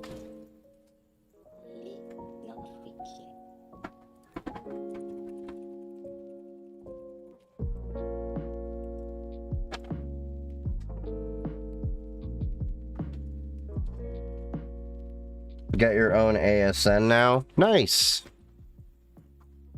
Alright, I'm removing the amplification I did earlier.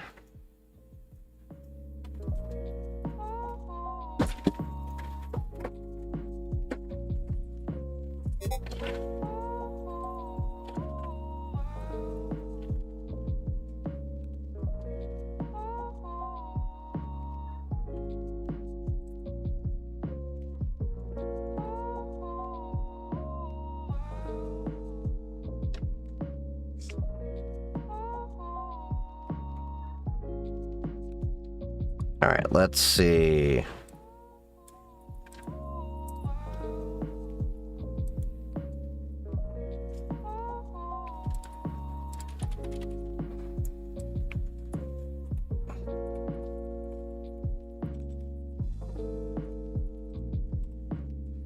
Use my nuclear reset.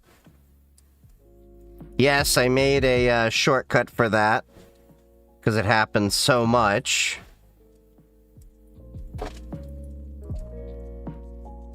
Okay, so let's get that cleared out. Front, left. Front, left. How's that? Any difference? Okay, hold on.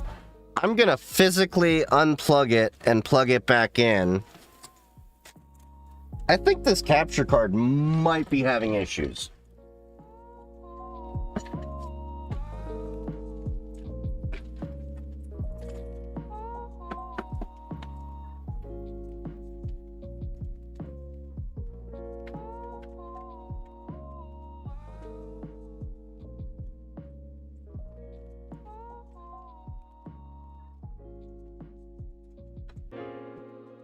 One thousand, 3, 1,000, 4, 1,000, 5, 1,000, 6, 1,000.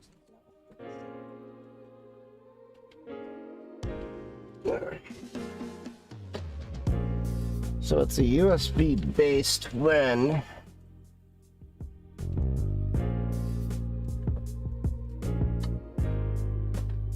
Alright, let's try this again.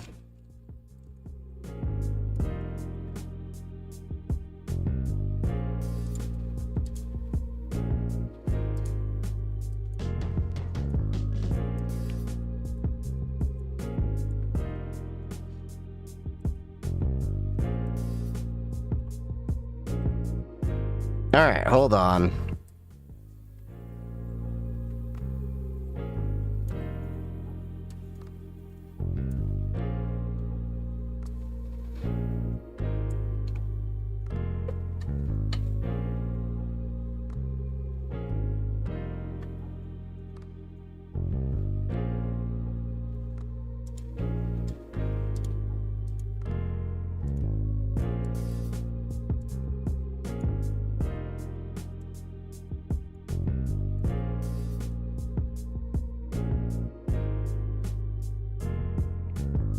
Okay, it's HDMI 3.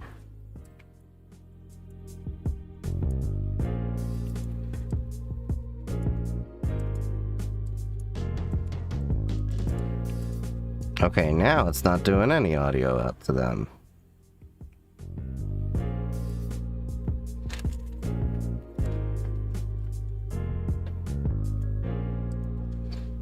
Okay, so hold up. I need to now reset this.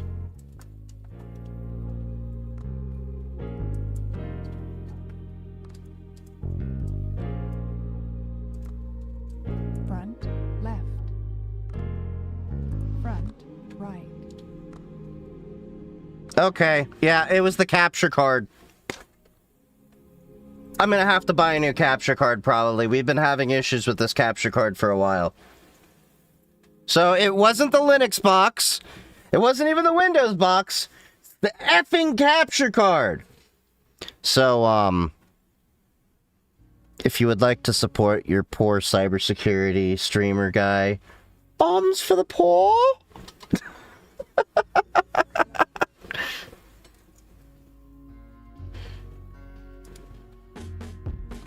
Alright, now let me get the audio going. Front, left. Okay, cool. Combined audio's working now. That. Okay, now I gotta restart that because I restarted. The problem with my nuclear option is every time I do the nuclear option, whatever was doing audio has to get restarted.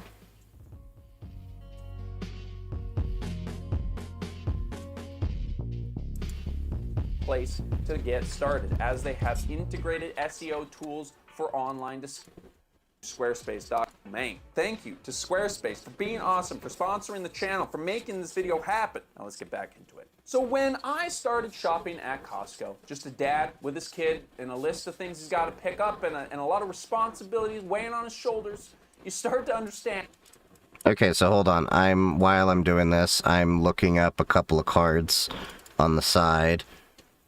Because I think it's a combination of the USB card that I have it hooked up to and that. Okay. Costco continues to win. As we sort of said off the top, grocery shopping today is a bit of a nightmare. We got shrinkflation, price gouging, scammy products all over the goddamn place. And Costco takes just like a portion of the mental load that grocery shopping is and eliminates it. Costco's philosophy seems to just be simplicity. They carry significantly less items than other stores. And so when it comes to specific products within a category, there is less to choose from, which is actually a good thing. This is what I'm calling Kirkland curation. I love it. Pat on the back there, sir. And this is actually great because in a consumer landscape of endless options, we often experience full-blown choice paralysis looking at the selection.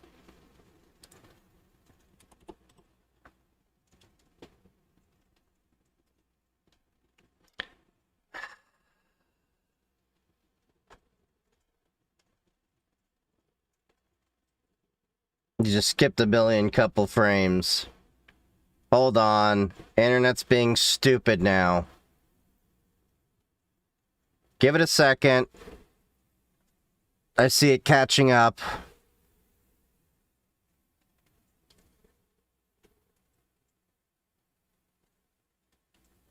Give me a second. Okay.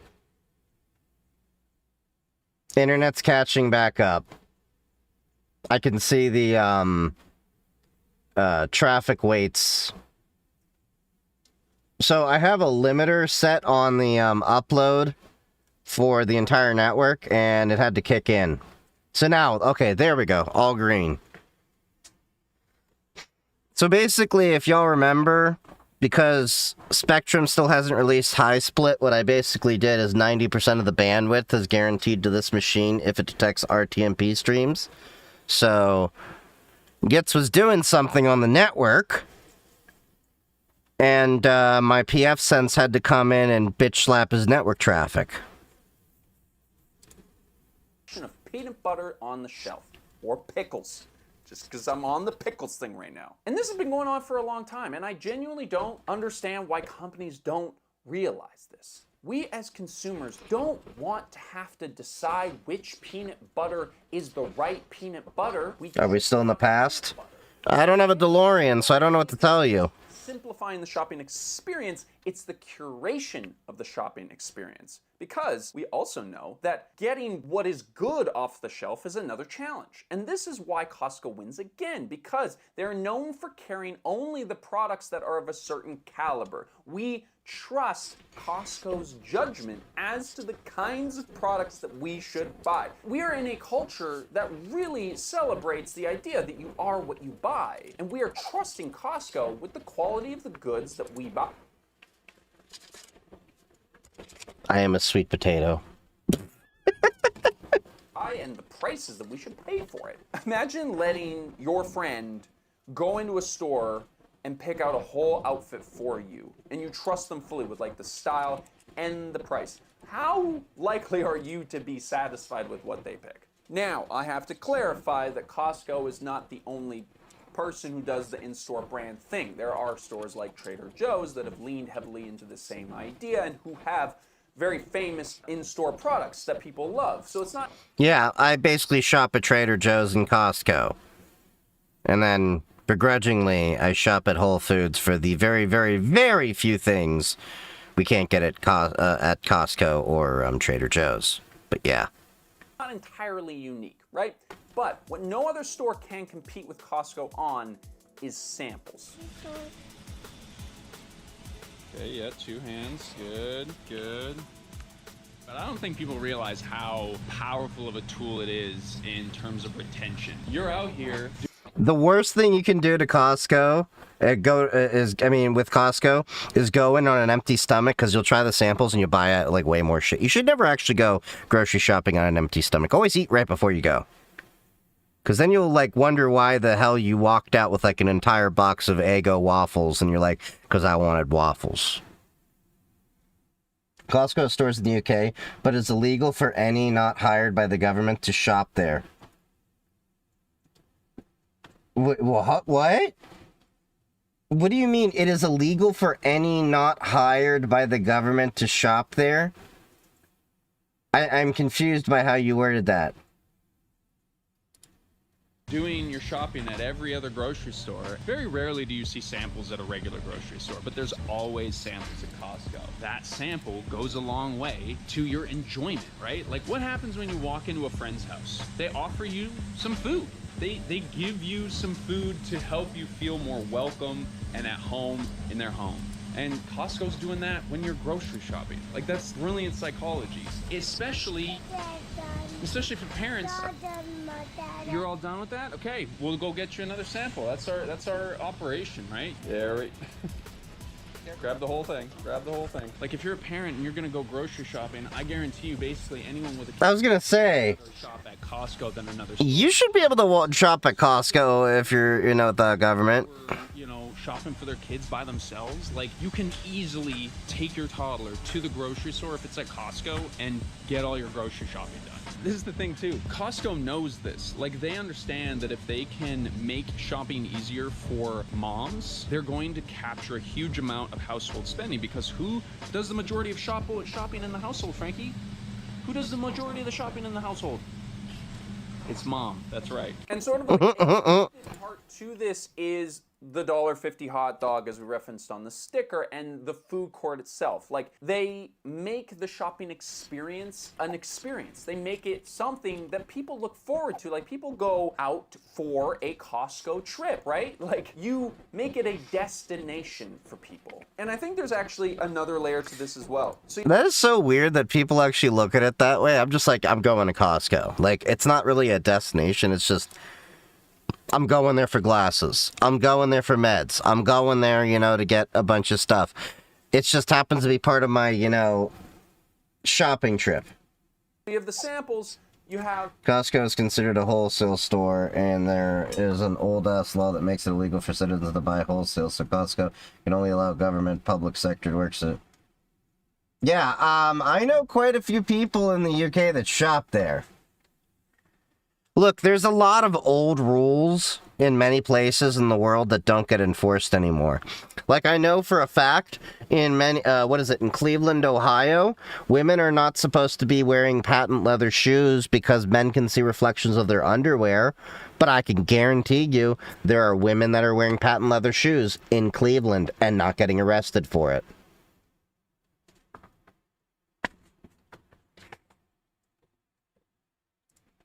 Have the food court, and then you have the bulk buying experience. And I think what this does is it really places Costco as a outlier in the grocery store experience, right? Because if you're going to Costco, you're not just going for your standard grocery shop. You're almost always going there with higher priced items in mind. You're going there with a maybe longer shopping experience. Yeah, Prism shops there. Going to be willing. He's in the UK. He can speak to it more than I can. Boys, she shops at Costco because she has to. She buys 3 4-liter jugs of milk a week. I think that's what she's. Holy shit!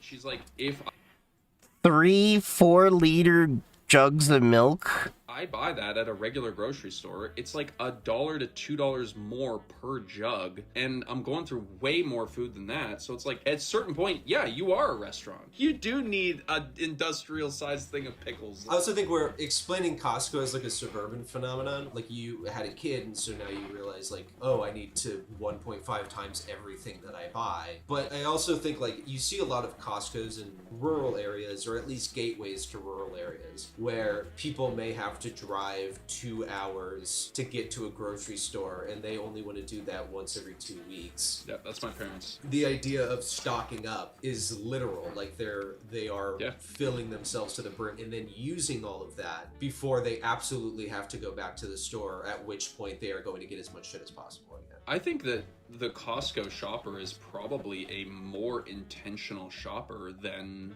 people 100%. who go to Walmart. If you know that you're going to go in there and spend like $20 per item, you're going to probably think about that purchase a little bit more. You're going to plan out the meals that food goes towards, right? Now, I got pretty overwhelmed there at the end of this shopping trip because apparently Costco is never not a zoo where I live. There was literally a lineup to the back of the store on both sides. It was actually freaking bonkers. Jeez. For how long, Frankie?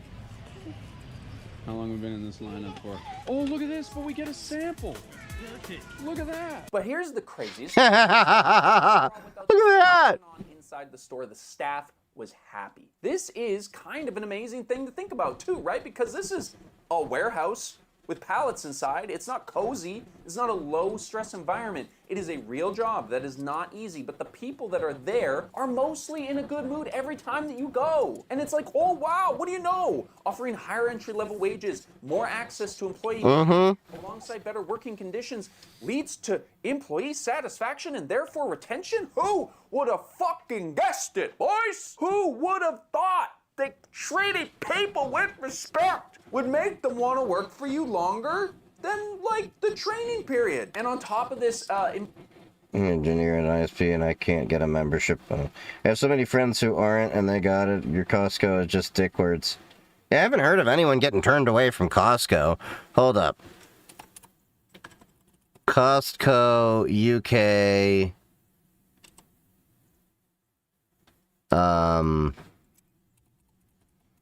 Membership criteria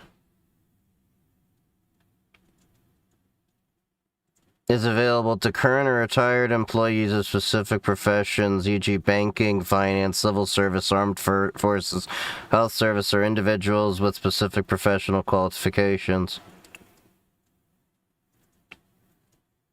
Oh no, that's just in general. No, they have a business membership, they have a executive, it doesn't really say much. You actually have to provide proof of employment?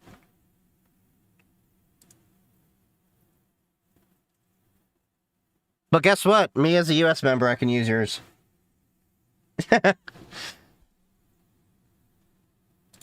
Hold up. Here, there is a Yahoo article about this. Why it's so much harder to get a Costco membership in the UK. If you're traveling abroad, your American Costco membership card will get you into any of its stores, but if you're living in the UK, it may be a little harder to obtain membership in the first place. According to the Costco UK website, membership to those stores are only available to a certain group of people. Since the store is classified as a wholesaler, this complies with the UK's wholesale store laws. So this is why nobody likes the UK and why we fought a revolutionary war. We fought y'all over tea. We are petty ass bitches. Okay.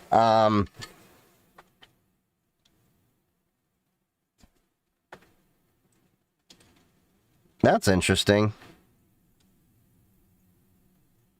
American Costco used to be restricted too. Huh. While Costco may cater more to businesses than consumers in the UK, employees in certain professions can still get individual membership. Anyone who currently works for or has retired from the government is eligible for... This includes... This is so stupid. This is why, like... Then again, y'all have TV licenses. Okay? So... Employees get frequent bonuses, plenty of time off, and an employee-friendly scheduling. Can we at least like it a little? No! It is our patriotic duty as Americans to be attracted to British accents, but also want to say, fuck the UK, okay?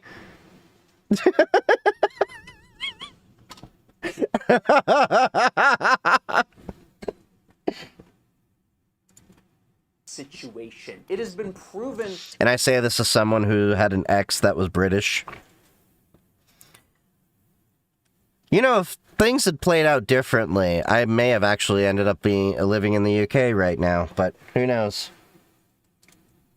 That the happiness of your employees is contagious. Customers can pick up on how well the staff are treated in your establishment, how much they like showing up for work, and it just makes business better all around. Like, oh my god, that is so true though.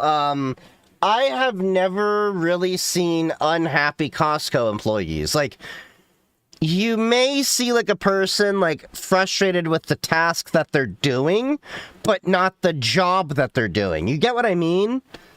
Like, they may be like, oh, this is like a heavy box that I have to lift or anything. But you never really hear people get pissy at Costco. I know so many people that have worked at Costco that have never complained about it.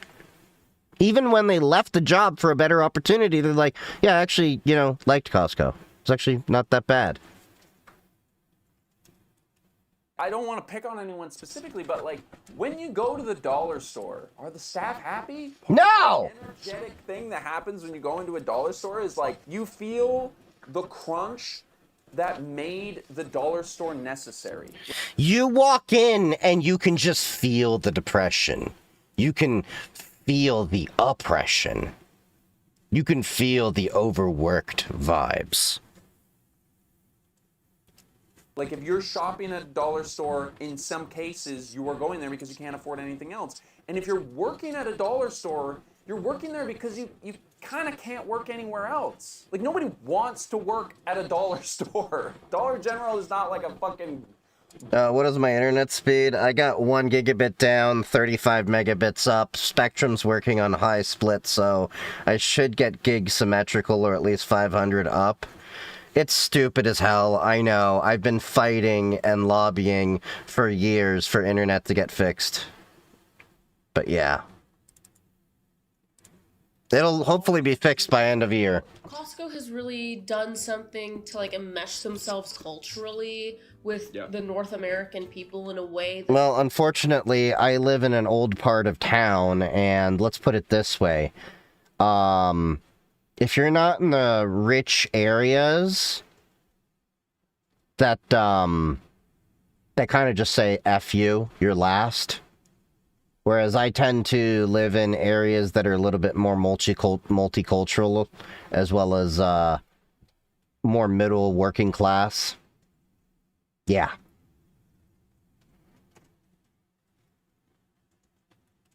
that, you know, Walmart, even though Walmart is incredibly popular, hasn't necessarily been able to do. I don't think people consider themselves Walmart families in the same way that people consider themselves Costco families. I mean, isn't Walmart the biggest employer in the United States? The people who work there hate Walmart because, like, Yeah, that's the difference. the Walmart life cycle in a small town. You have a town of people, there's a different hardware store and a grocery store and a clothing store, and those all have different owners on different parts of the street. It's a kind of working small community. And then the Walmart moves in. Somehow in one store, it's able to replace all of those different shops, and all of those go down, and all of the shops that weren't replaced by Walmart suddenly lose all of their customer base because everybody who had owned their stores previously are now working on a minimum wage. Walmart, once it starts to lose the customers that were there at the beginning when it first moved in. I was just looking around. If you saw me poking over there, I was looking at my computer and I realized I have one more PCI Express slot. Although it's gonna butt right up to the NVIDIA 5050 card, but that GPU is like barely under any load, so I may just get another capture card that I can install there, and then just put the USB card right above it. Yeah, that should work. In, closes shop and moves out, and maybe that building gets turned into an Amazon warehouse or whatever. That's the life cycle. They carve out these small towns and then they leave it an empty shell. And you see these kinds of town-shaped places scarring all over middle America. And the Costco's actually the opposite. There's a great video that a creator made. He actually shows the opposite. Like, Costco actually improves the economic outcomes of an area drastically. Because people... Oh, this is true. Like, did you hear about Costco is actually working on an apartment, building apartments on top of Costco that are affordable for people, I think it was in LA, because they're like, well, we see a problem here, and they're going to look at building, like, basically apartments on top of a Costco store. And, like, yeah. Dude, I would totally be game to go down and get a hot dog or a pizza in my PJs. I mean, for $10, they've actually got pretty great pizza.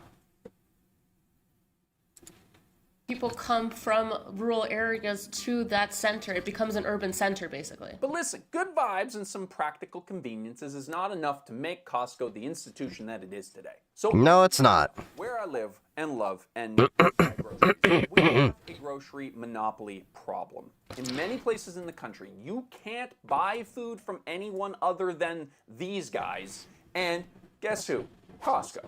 If we didn't have Costco in the Canadian market, there would be no one else to compete with these giant monopolies. Hold up. Really? Is Canada that effed? That's why I've started recently shopping at Country Grocer, which is a regional chain near where I live, specifically to avoid shopping at Save On Foods, which is a part of a larger conglomerate owned by a terrifying looking billionaire named fucking Jimmy Pattison. Look at this Nosferatu looking motherfucker. You're telling me he needs like $8 billion? What is this guy doing with his $8 billion? Tax him. I created a whole short about how I've shifted my grocery shopping habits over on my Instagram account. If you are interested in that, it is linked down in the description as well. It's kind of a fun follow. In addition to this, sort of like a complimentary page. And nowadays, it is usually safe to say that if something is bad in Canada, it's probably worse in the United States, but in this particular case, the United States actually has more options because of more successful regional players. And they fucking beat us in hockey. Twice. Costco's mission... You're damn right we did. ...is such a simple, fundamentally good idea that it appeals across the political spectrum. Do you guys need okay, half a year, half a K a year eating hot dogs a year, good deal, yeah. I mean, their hot dogs are cheap. Like, it used to be one of those things when I worked near a Costco that I would seriously be like, I don't know what I'm going to get for lunch. I'll just go to Costco. It'd just be like, it's $1.50, safe hot dog, you know, choice. It's like, I never felt bad eating a hot dog. And, like, even if I didn't want the carbs, you could literally just eat the hot dog. You know what I mean? And it's $1.50. what is probably the most. And you get a soda with it, but I'd only get soda water. I mean, maybe not. We've had some pretty good runs in the past, but things aren't doing too great right now. But on the political stage, we see Costco being willing to stand on business too. Costco sued Donald Trump because of all the tariffs that he was imposing on groceries, and despite some calls from MAGA for a boycott, this ended up boosting their sales and increasing overall loyalty to the brand. Yeah, you're damn right it did. Let's be really clear here. We're not making this video because Costco has raised the bar so high that we now see how great things could be if we all just... No, Costco's basically doing the bare minimum of what we actually expect. The problem is that the bare minimum, the bar is then fucking hell. Did it this way? It's that the bar has become so unbelievably low across the board. What'd I just say? Stands out for what should just be considered to be standard practices. I don't want Costco to be the high standard. I think that there's a lot of ways in which Costco could be better. We should not have to accept that just treating workers with respect and running a decent business is the best that we can do. In a world where we are slowly all realizing that capitalism sucks for everyone who lives within it, Costco is like a beacon of what capitalism could have been if greed wasn't one of its core tenets. And so when we hear them talking about the fact that they pay workers decently and they respect them, it sort of reminds us of something, you know, far gone in a way, you know, all of the olden days of when companies used to respect their workers.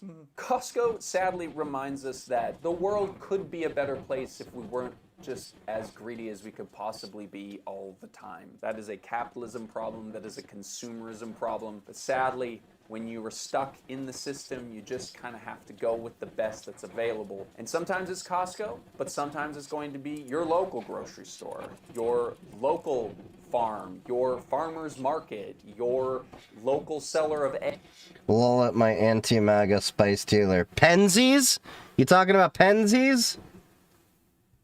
I found out about Penzies, and I didn't find out about their political leanings until afterwards, but I like their spices.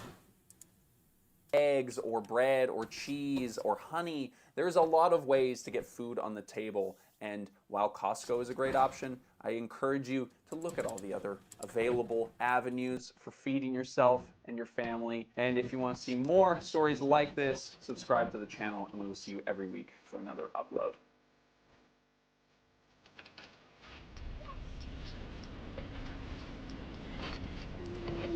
So I'm realizing in this moment, I stole from Costco. I stole these. Okay. So, next video, now that we got our audio fixed. Hold up. I got to borrow the Chromium, because for some reason TikTok tends to be a dick on Linux with Firefox, I noticed. Oh, really? Yeah. You heard that, like, apparently, like, this is the third time he's died? Like, he's apparently died and come back to life, so it's like, he's fought the Grim Reaper several times and won, and this time it stuck. Alright, let's see. What else you got?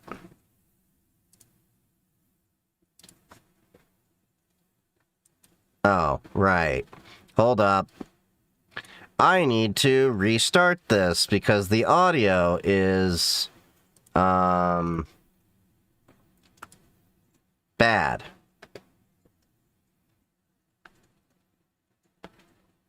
Alright, just making sure. And then...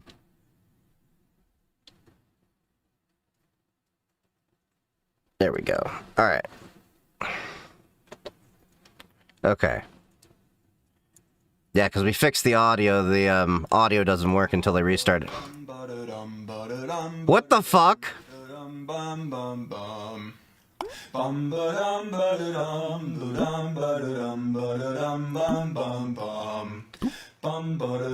Someone had a lot of drugs, or was really bored, or a combo of the both.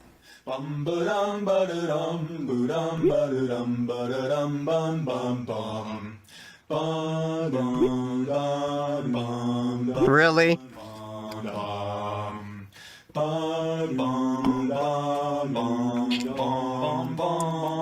What is that position?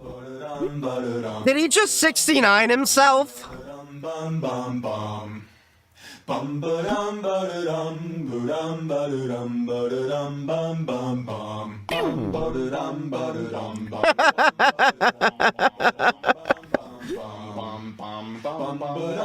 Okay, we get the point.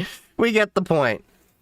All right, next. Men use facial hair, hats, and tattoos to do the exact same thing that women do with makeup. Well, I've taken off my hat, and I don't have a tattoo, but I wrote this beard poem for people who think like you. You said my beard is just makeup for men. Oh, sweetheart, sit down. You've confused nature with your narcissism again. See, this beard, it doesn't come in 30 shades of light. It wasn't squeezed from a tube with a name like Almond Cry.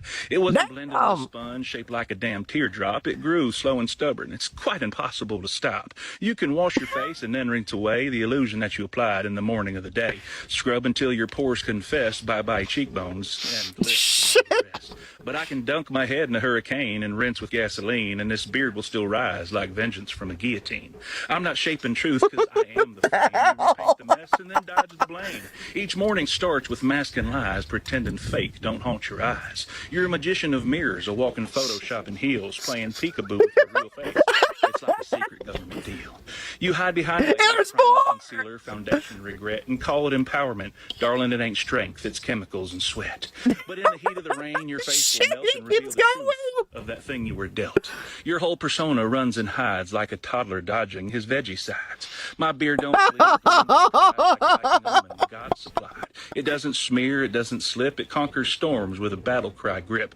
So keep brushing on your bravery and blending in your soul, but don't ever tell a man with a beard that he's playing your same role.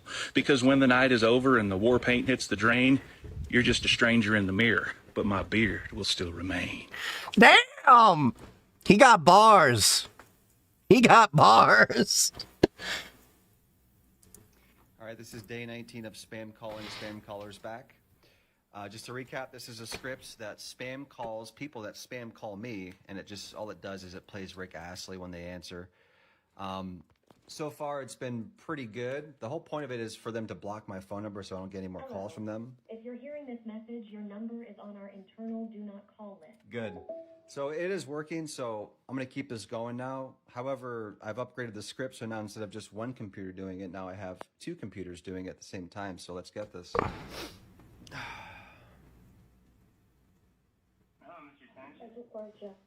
What? Boom. Who's gonna hang up first? She hung up first. And it's just gonna keep on looping and just calling him right back every single time.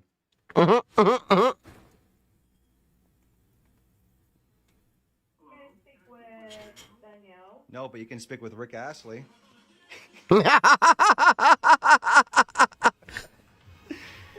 This is so petty, I love it. Oh my god, it's so fucking funny. Can I speak with Danielle, please? Sure, here you go. Boom.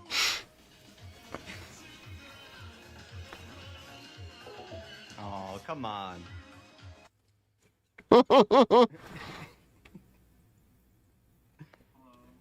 Hi. May I speak to Danielle? Sure, here you go. They just hang up immediately now. It's so fucking... Well, when your Google Voice auto dialer is working, let me know. I'll definitely play with that and see if I can maybe make a Grafana dashboard or something for it. Moving on. So this was sent in by HBX. The FBI is buying Americans' location data. This should be nothing new. We talked about this in the past as well. That everybody's like, Chief, why the hell do you care about who buys our data? Our data's already out there. Well, law enforcement is bypassing warrant requirements by buying information of the suspects that they're going after. Because if government, there's less requirements for the data brokers to collect your information than there is for the government. And that is exactly why in the United States we need GDPR-like protections. California at least has the CCPA. We need a federal equivalency. So, yeah. That's a thing, and that's happening. Alright,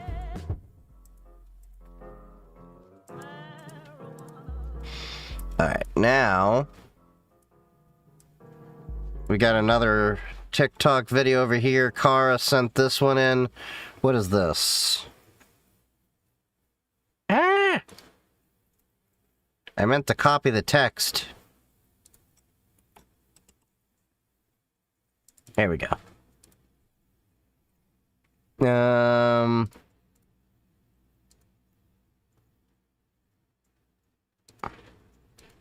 Oh, right. Because we were still affected by the sound bug, it's, doing that. So let me see. This should work over here, at least. Sometimes Firefox plays nice. Sometimes it doesn't. There we go. It's getting past email security filters because the links, guys, is part of the internet's own address system. Here's how it works. When your computer gets an email, it sometimes checks, does this IP address actually belong to a real domain? That right. Lookup system is called .arpa, and it's considered trusted infrastructure by every security tool on the internet. It was never meant to host websites, but attackers found a loophole. If you claim a block of IPv6 addresses, which you can do for free, some DNS providers will actually let you point your .arpa zone at a website. Oh, God. So now they're hiding phishing websites behind .arpa addresses and using images and emails as the clickable bait. If you hovered over the image before clicking, you'd see a weird string like this, and hopefully that set off alarm bells. But most people don't hover, especially on mobile, where you basically can't. And your email security filter sees .arpa as trusted infrastructure and waves it right through. There's no whois info, domain age, or reputation history to flag against. Oh, God. Tools will likely catch up with and start detecting these types of fish soon, but for now, look out for any weird links in your emails, and like always, navigate directly to the site yourself instead of clicking links in unexpected emails. And this is why I still block IPv6 in my home network. I do not have IPv6 networking in my home network. I actually have it blocked. Everything is still IPv4. The ARPA address space is active now. Well, technically you're not supposed to have access to it, but apparently you can route it through it, yeah. The video's a little quiet, why? He was a little quiet on that video. Oh, it's because I didn't turn the slider up all the way. That one. You should have IPv6. Faster routing, direct access, no NAT. Well, I'll have it when it starts making sense and stops effing up all my shit. So, come talk to me in 10 more years. Also, you want to piss off a network engineer? Tell them about how you're going to be switching to IPv6. Yeah, see, Kara has IPv6 off as well. Here's how I'm able to navigate. And here's the thing. NAT being off is not the great thing that you think it is, because direct routing, that's a nightmare for a firewall. You offer IPv6. Yeah. My ISP does opt for IPv6. I disable it so I get an IPv4 address.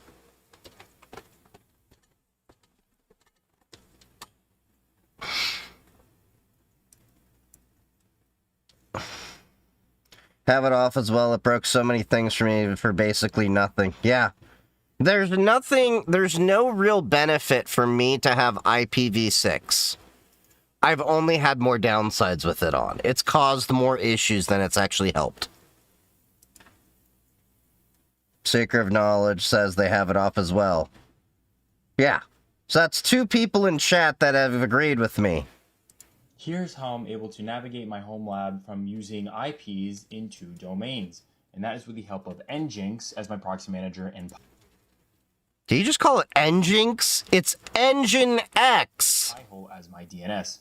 So, first up, you're going to want to go ahead and go to Nginx right here. Nginx! And you'll be set up in your dashboard. From there, you're going to go to proxy. You will have nothing here, but you're just going to go ahead and add a proxy host.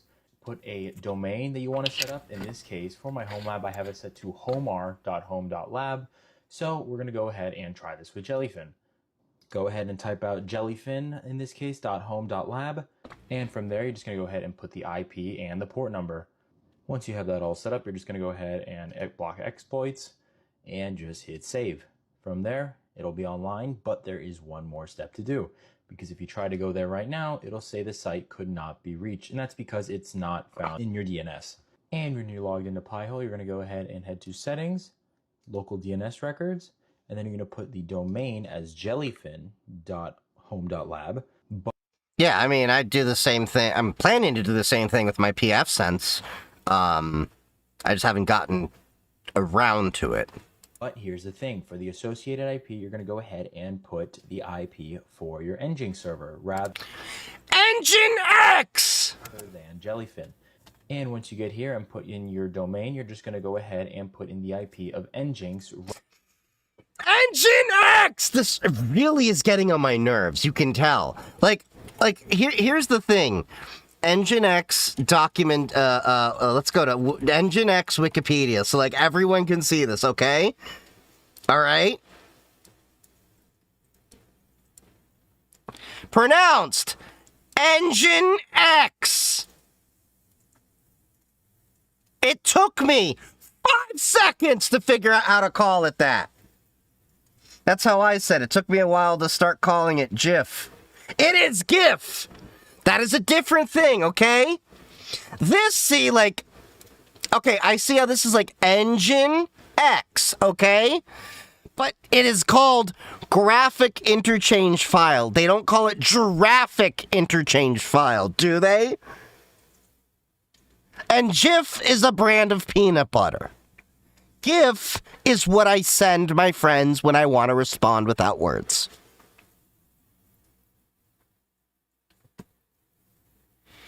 Yeah, GIF is another file type. Yeah, exactly. Hey, is it the GIF or the GIF? No, it's the GIF or the GIF. Mothers prefer GIF. Peanut butter.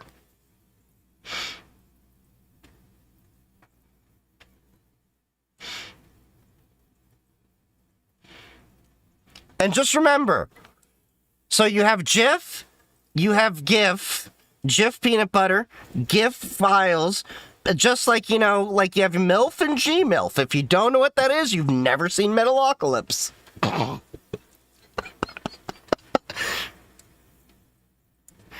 Anyway. Rather than for Jellyfin. And reason being is that Nginx is actually Nginx! Reverse proxy in this situation. And so sending it directly to Jellyfin, it just won't know where to take it to. And once you go ahead and have that, you're just going to go hit the plus sign. You're going to get a little confirmation on the top right, and then you should be able to just refresh. And there you go. Now you'll have this up. You're just going to go ahead and sign in, and you should be, well, invalid username and password. Obviously, that didn't work as planned, but you guys get the idea. I also get the idea that you don't read basic documentation for how things are pronounced. This will work for any service that you guys have in your home lab, and if you want to see a setup on Nginx as well, Nginx! Let me know and I'll have that up. I don't really know how to use Nginx. Ban! Ban! To the gulag! Banned!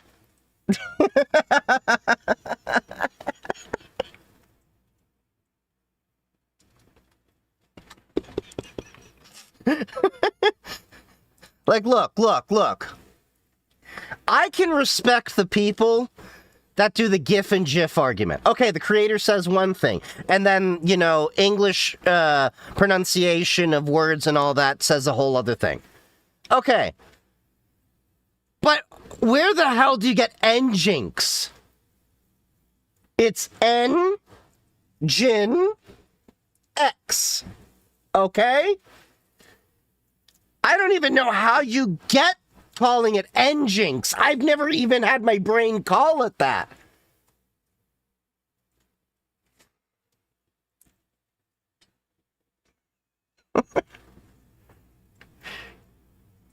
All right, next video.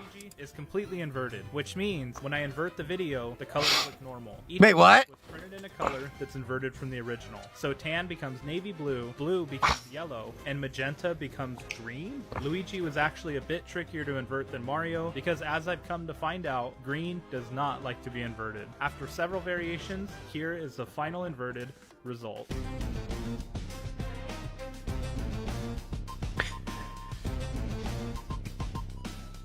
This is a prime example of somebody who needs to go outside more. I mean, it looks cool, but it's like, the point of that is what? Okay, so earlier on we talked about TryHackMe and some of their BS they had with shifting to AI and everything. You know, the irony of their having an education platform and they're trying to replace apparently a lot of their own workers with AI. This video is going to be covering that over here, so let me get that up. You need to stop using TryHackMe yesterday. I don't know if we'll watch the full thing because it's about 30 minutes, but yeah. And because yesterday has already passed, I would strongly encourage you by the end of this video, log into your TryHackMe account and delete your account. In this video, it's a good thing I didn't have one. I'll explain to you why I feel so strongly about that. I'll share with you my experience with TryHackMe, the changes that they have made, the way they have treated their employees, and the new AI pen testing company that they have launched that is seemingly trying to replace the very people they've spent the past 5+ years training. Now, for the TryHackMe legal team, let me be very clear. Everything I say in this video is my opinion. Everything I say in this video is my interpretation of the facts as I see them. In this video, I will share with you public information that anybody can look up, and so all of my opinions are based on that public information. That being said, let's go ahead and dive into it, and I'll give you the TLDR. Today, and by today, it's March 19th. I'm recording this video at about 10 o'clock at night because someone shared this. Guy needs to do a legal disclaimer. I mean, humans with 3 color cones are more sensitive to green colors. Oh, in this video. Yeah. In the Hack Smarter Discord. But today, Ben Spring, the founder of TryHackMe, has announced a second company powered by TryHackMe called NoScope. He advertises this as a fully automated AI pen tester that helps replace the expensive human-led pen testing. I find it very confusing that TryHackMe is seemingly trying to replace the very people they have spent the past 5+ years training. Now, in their wording, they do say, we do not think that pen testers are going to be replaced, blah, blah, blah, blah. But we're going to look at those claims. We're going to look at what they are doing, and I will have you make your own conclusion. Before we dive into that, though, I want to share with you my background and my experience with TryHackMe. I am not some TryHackMe outsider from the outside just trying to throw stones. If you've followed me for any length of time, you know that TryHackMe has been core to my own journey and really core to my own identity. If you look through my YouTube video or my YouTube channel, I have made hundreds of videos completely free promoting TryHackMe, walking through TryHackMe labs. I've even submitted my own TryHackMe labs to the platform, once again, completely free, never being paid. I also serve on their QA team. So this is a volunteer team with a small group of people. And on this QA team, we would QA upcoming releases, make sure they are ready for release. In addition to that, I have found multiple vulnerabilities on their platform, which I have responsibly disclosed to their team. So in many ways, I am a TryHackMe insider. I think I'm about as TryHackMe insider as you can get without actually being an employee of TryHackMe. Heck, I even have an NDA signed with them from when I did QA work. So everything I'm going to share in this video, none of it comes from like secret TryHackMe information I know about. All of it is from public channels that you can look up yourself. So at the outset, once again, I want to emphasize, I am not some TryHackMe hater. I feel like TryHackMe has lost its way, not due to the employees at TryHackMe, but primarily due to the leadership of TryHackMe and their obsession with AI. I think that's a common problem that we're seeing all over the place, is they have this obsession with AI and getting it in, that they're a lot of companies are just losing their way. Additionally, I want to let you know that I tried to resolve this privately when I was on the QA team. So let me bring you back a little bit of time, and you can actually find this video on my YouTube channel if you dig a little deeper. But a while ago, TryHackMe began developing an AI pen testing agent.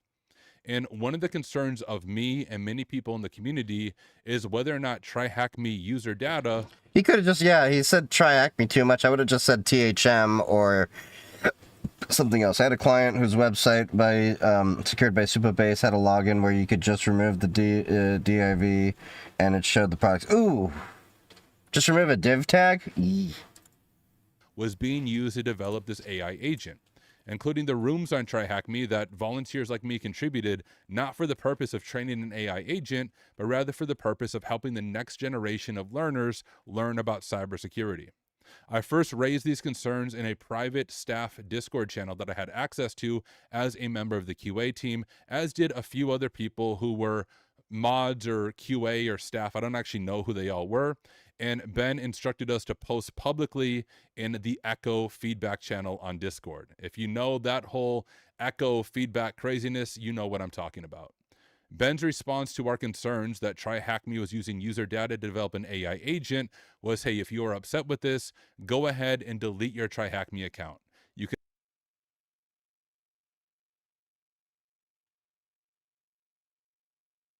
That is fucked.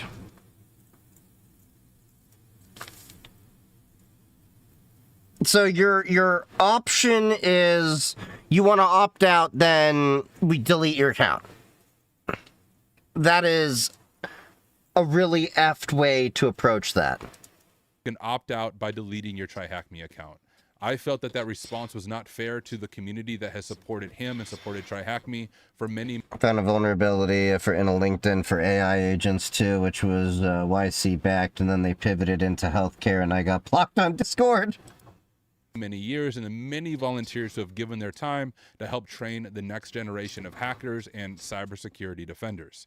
It was at that time that I made my initial video on is TryHackMe using your data to build an AI agent. So if you want to hear more of that story, I would suggest watching that video. I share all of the Discord information. I walk you through all of it step by step. That was one thing. It wasn't terrible. I mean, it is TryHackMe. Technically, at the end of the day, they have permission to use their data however they want to use it. What made me significantly more upset is Ben posted this on LinkedIn. To be clear, I had to create a sock puppet account. I'm apparently William Menifee because Ben Spring blocked me on LinkedIn the last time I tried to call him out for some of these things. Wow! That's petty. But here is what Ben said 2 months ago about hiring an AI pen testing, someone to build this. I want to draw your attention to the last paragraph here. He said, to address previous misinformation. Now, I was the primary person supposedly spreading this misinformation. I don't think there were too many other videos or commentary about the way TryHackMe was using user data. And so I'm quite certain that was addressed at me and a few people in the community. He said to address previous misinformation, no THM data is being used to develop our agent. Well, our concerns about that came from a job description that was posted that literally says we have the world's largest proprietary data set and we are using it to build the next AI agent. But he did say this, no THM data is being used to develop our agent. So if I would give Ben Spring the benefit of the doubt, maybe he changed his mind. And he thought, hey, it is not a good look for us to use TryHackMe data to build a separate company. Well, when I was looking at the separate company, here is what I came across. This is NoScope. Directly from their website, the data, millions of user journeys from TryHackMe, the world's largest security training platform, give our agent unmatched vulnerability context. So I don't know what's going on here. Or let me jump out over here. I don't know what's going on here, but from what I can see, Ben is directly contradicting himself. For the lawyers and legal people who want to watch this, I'll be abundantly clear. That is my interpretation of what I am seeing before me. Ben said no THM data is being used to develop our agent. On the very website of his new AI agent, it says millions of user journeys from TryHackMe, the world's largest cybersecurity platform, blah, blah. It does say all data used with explicit user consent. I have an account on TryHackMe right now. It's going to be deleted, and I've also asked other people. I don't know of anyone who has given explicit user consent to use their data. I'm assuming what Ben is referring to is when you sign up for TryHackMe, you agree to the long user agreement, and hidden in that user agreement is you agreeing that your data and your user journey can be used for a third-party AI agent. Honestly, I haven't dug into it, so you'd have to look through their user agreement to see if that's there. But I do think saying that it is explicit user consent is once again misleading, unless I missed a pop-up or some yes window when I was logging into the TryHackMe platform. But let's go ahead and talk about no scope. This is Ben's post from today, 4 hours ago. Introducing no scope, a new venture backed by TryHackMe. AI pen testing with deep web coverage, automatic remediation, unlimited retest, and results in hours, not days. We found major vulnerabilities, blah, blah, blah, blah. You can also use no scope alongside a pen testing team. Now, this would be the best way to use an AI agent. So I do think AI has a place in pen testing, although I would suggest you have to be extremely careful. Anytime you're using AI in a pen test, you should be upfront with the client, and explicit written permission. Right. I actually won 2 clients recently because they asked me, do you use AI in pen testing at Kairos, my pen testing company that I run? And I explained to them that I do use some AI for a portion of the reporting process, but the actual testing is not done with AI. And yeah, I have a friend that actually does the same thing. He only uses AI for the reporting side of things and the very, very low level basic stuff. You know, but that's more programmatic than anything. But the actual, like, pen testing is done by them. The reason they ask that question is companies don't want you, for the most part, taking their sensitive data and passing it over to a third party. That said, I do think AI can be a tool. That's a good point, because a lot of the people that are using AI tools, they're not using an in-house AI. Like, for all the issues, whatever people may have with Proton and everything, their AI actually is using open source models. Is it the best out there? No. Lumo is using some rather smaller models. But most companies are not spinning up their own AI infrastructure and keeping their AI in-house. They're usually piping it into Claude or something like that, and not in the most airtight ways. Like, if you do it with AWS or Azure in their AI products and all that, you can get a BAA that data stays inside that cloud and doesn't necessarily have Claude training on it. Anthropic. But a lot of people would be more happy if you were running your own infrastructure, at the very least. The issue is not so much that are you using AI, it's how is that data handled by AI, and that's kind of what he's touching on. Tool that can augment pen testing, but I think the entire fully automated AI pen testing is not a pen test. It is simply a vulnerability scan with AI built into it. There you go. I have a strong disagreement with even the statement behind it, but let's go on here. Human-led pen tests are expensive and cover a fraction of applications. No scope goes deeper for significantly less. Pen testers aren't going away, but the way pen tests have done for the last decade has changed. This entire paragraph is contradiction after contradiction. So this paragraph begins by hating on human-led pen tests and how no scope is so much better than a human-led pen test. But don't worry, pen testers aren't going away. Let's save ourselves there. Here's the reality of what I see. TryHackMe has started a second company. Rather, Ben Spring, the founder of TryHackMe, has started a second company that is publicly backed by TryHackMe. This company is building an AI pen testing agent with one of the big purposes to replace human-led pen testing. The very people TryHackMe has been trying to upskill for the past 5+ years, releasing certifications on it and all of that nature. Well, let's go ahead and look at their website itself and get a feel for what is no scope, what are their claims, what are factual, what is not factual. Scroll through here. We'll try to hype through, or we'll try to walk through the marketing hype. Don't take our word for it. See the proof. I won't take your. Let me see. Hold on. What got held by chat? Oh, F them. Oh, you're good.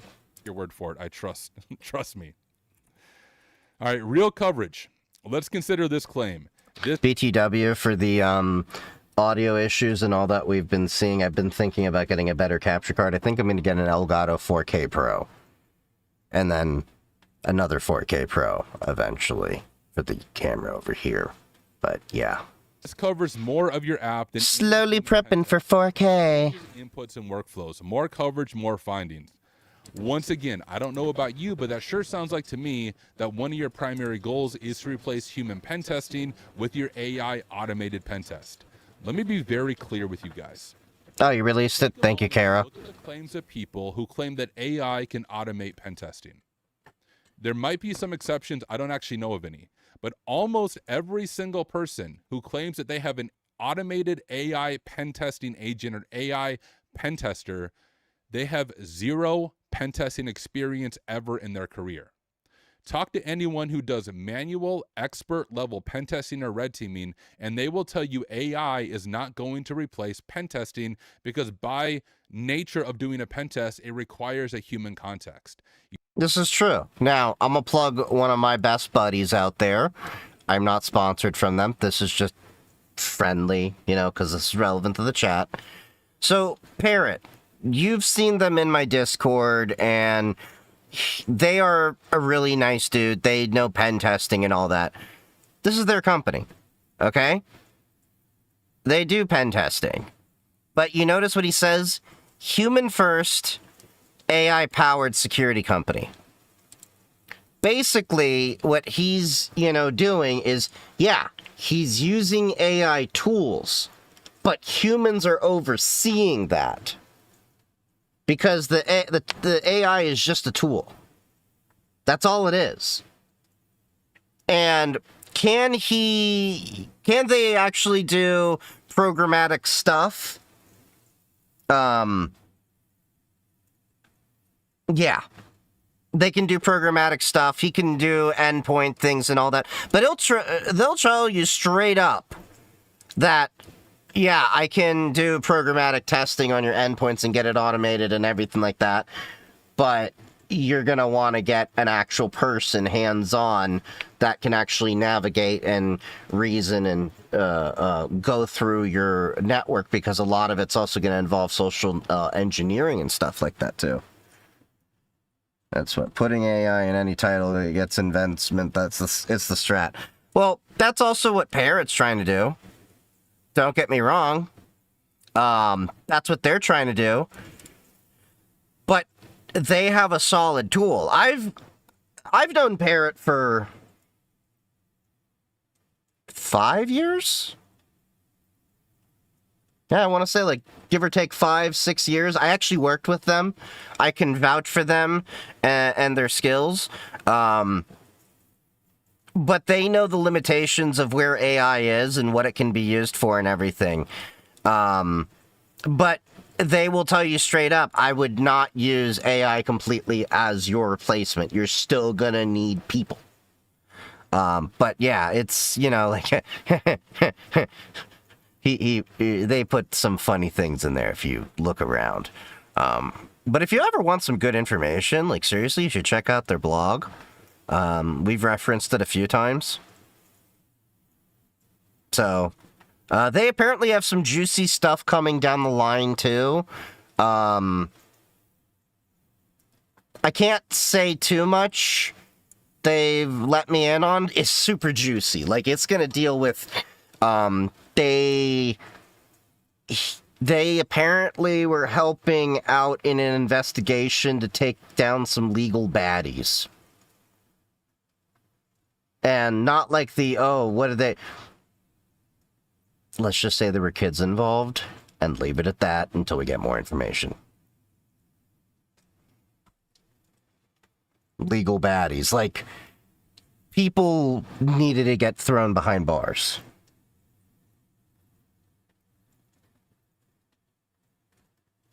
This happened years ago. I'm waiting for more details and stuff like that, but they do a lot of good on the side. That's all I'm going to say. You need to understand the context of vulnerabilities. You need to understand things like business logic flaws that AI is not skilled at doing yet. Maybe the day will come. I highly, highly doubt it. I think that part of AI is significantly overhyped when we look at the data. If you don't believe me, I would encourage you to reach out to anyone who does triage for bug bounty or CVEs and ask them how much of the automated AI pen testing they get, how much of it is total AI slop false positives. AI pen testing agents are not a net positive across the board when it comes to doing real security research. They have a massive weakness. Anyone who tries to tell you that an AI can do a full automated pen test on its own, I almost guarantee they have never once worked as a pen tester a day in their life, and that is true of Ben Spring.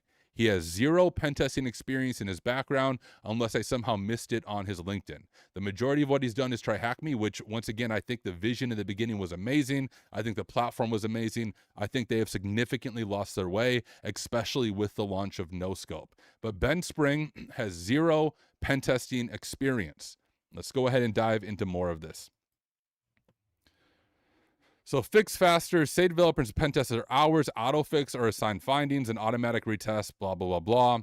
Get a full pen test done in hours, not weeks. Look, if you would just call this a vulnerability scan, I would agree with you.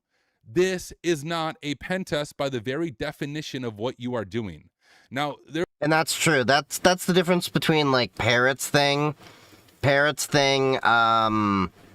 with Lorikeet. I don't know if they'll like.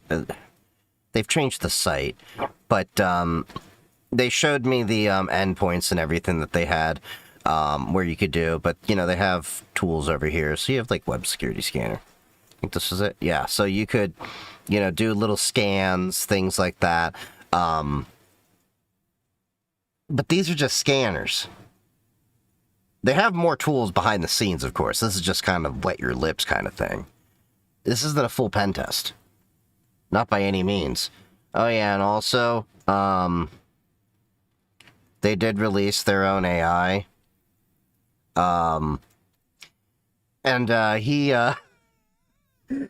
were laughing with me because they're like, I'm so tired. People are trying to make Lori their friend. And I'm like, dude, you made an AI with a waifu-like image and you're surprised lonely cybersecurity people are trying to befriend the AI.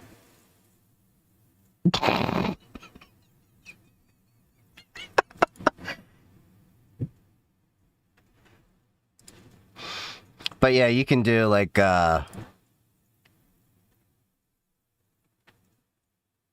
yeah, it's trained on their products.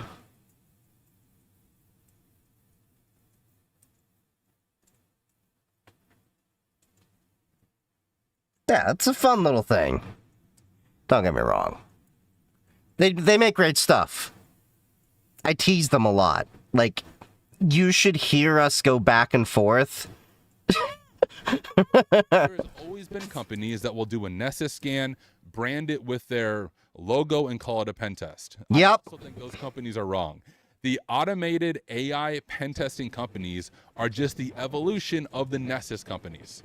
If you are worried about like, hey, should I even learn cybersecurity? Should I even learn pen testing? The answer is yes. There will always be a place for humans skilled in ethical hacking, humans skilled in cybersecurity. AI is not going to replace you. Do not believe the CEO madness and hype around AI. Try Hack Me? Yeah, they had a booth at DEF CON, and so did Hack the Box. And there were a few other companies there too. It is not true. Talk to any Hacktron technical working in the field and hear what they have to say about the place of AI. All right, let's keep going.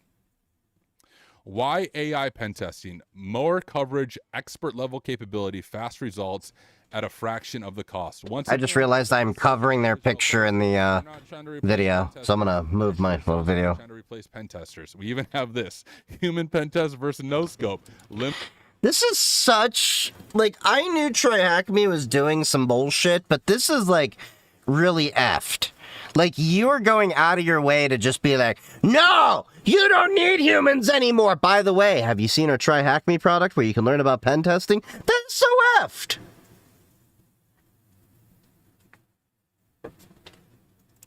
Limited coverage, expensive, limited retest, verbal remediation, pen testers on busy work. And then we have all of this. The only thing I agree with is the pen test force multiplier. I think if a pen tester uses AI, it can be a force multiplier. But based on everything set up... Oh, I absolutely agree. AI can definitely be a force multiplier, for better or good. If you are good, it'll make you even better. If you are shitty, it can make you even worse. But You know, because like I have all these people that keep coming into like chat and all that and be like, is it even worth going into cybersecurity or software if, you know, AI? And I'm like, yes. Because you haven't used AI enough to really know how much it sucks. And the only people hyping up AI as this complete replacement are the fucking morons that don't even work in the goddamn field they're saying is going to be replacing it. Will it be replacing some people? Yes. But I will make this argument. There was a time when people said the automated teller machine, the ATM, was going to replace all bank teller jobs, and there are going to be no more bank teller jobs. Now tell me, are all the bank tellers gone? Are there times when you still have to go to an ATM versus when you go to a person? Has an ATM made things more convenient? Yes, you can get cash 24/7. But there are times you need to go to an actual teller. That may not be a complete apples to apples comparison, but this has been one thing that's always happened as we've evolved and automated more and more systems and industries. We have actually found that some jobs get removed, new jobs get created.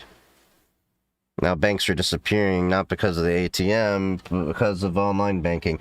I wouldn't say that. I go to credit unions. I go to physical banks. I kind of need them for the safety deposit box, too. But the point being, a lot of the people out there that are worried about AI causing an issue for them to get a job at all, a lot of that is transitory right now. Because right now you have the AI hype. You have executives that don't know their fucking basic shit when it comes to a lot of the tech out there. Like, these executives are the same people that don't know what it's like on the ground with the rest of us, telling us that AI is going to replace humans. And we saw how Salesforce ate their own words. Wasn't it Klarna or one of those other companies that's now hiring other people back too, not just Salesforce, because they realized, oh, we need actual people. People were getting pissed off at AI bots because they couldn't resolve their problems. But yeah, up on this website, this is not what NoScope and TryHackMe are aiming for. They are aiming, with the advent of NoScope, to replace human pen testers. Java sucks in your opinion? No, that's an objective fact. The only good Java is the one that can go in my cup. At least that is once again my interpretation of all the marketing hype on their website. The threat landscape has changed, blah, blah, blah, blah. Web apps are being faster than ever. AI slop, just like your agent. Cyber attacks are an all-time high. How NoScope works. Discovery attack, validate, and fix. Hold up. Did they actually have... hold on. Web apps are being faster than ever. AI slop, just like your... Teams are shipping more code than ever. More code means more chances of security issues and a larger attack surface. You mean like, yeah, exactly like he's saying, your AI. There was an 89% increase in attacks by AI-enabled adversaries in 2025. Okay. Cyber attacks are an all-time high. How NoScope works. Discovery attack, validate, and fix. We get why you need a pen test. More than a checkbox. Better security. Blah, blah, blah, blah. Let's see, like, who was on their team. Maybe they have some, actually, I think it's company. Maybe they have an expert level pen tester helping develop this. The people behind NoScope. There is one person. Holy shit! Unless I'm missing them. So let's dig into Ben's background and see if he is qualified. We're going to find out that Ben vibe coded this entire platform, aren't we?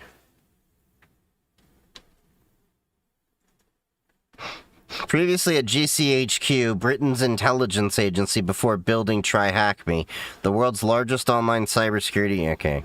To do this. Previously at GCHQ, now I could be wrong at this, I think he was an intern there. I don't know if it will say on his LinkedIn, but I want to make sure any claim I make comes from public information so that I don't get myself sued.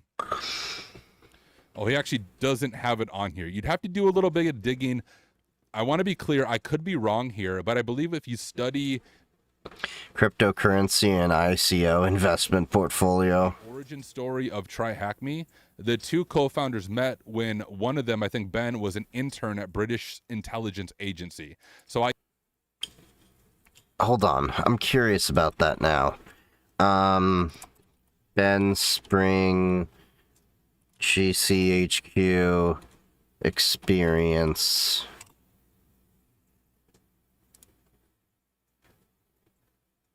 Okay, InfoSec magazine.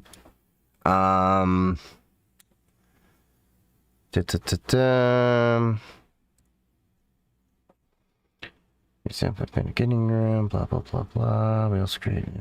We have been contacted by CompTIA. Yada yada yada. Okay. Nothing there.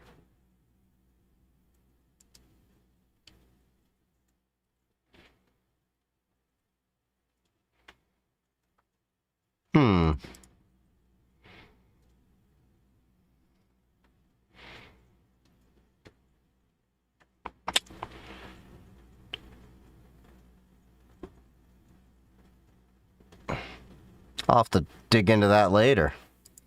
I guess technically it's true he was there. Oh, he applied? Oh, thank you for that.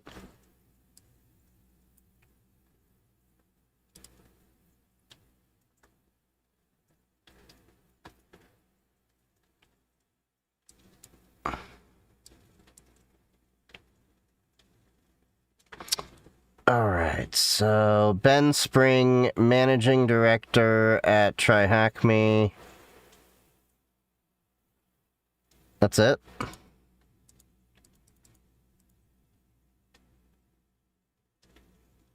Okay. Interesting. Some transcript for something. While he worked at TryHackMe. Oh, so he applied while he worked at TryHackMe? Interesting. And I could be wrong on this claim, but I'm almost certain he was an intern at that before building TryHackMe, the world's largest online cybersecurity training platform used by over 7 million users and 1,000+ organizations from government, military to Fortune 500 companies. So kudos on that. But I just want to point out, starting a platform such as TryHackMe and running an actual pen test company and knowing how to do pen testing are vastly different. Right. So it does say he's a co-founder. Maybe there's another co-founder, but I don't literally see anyone here.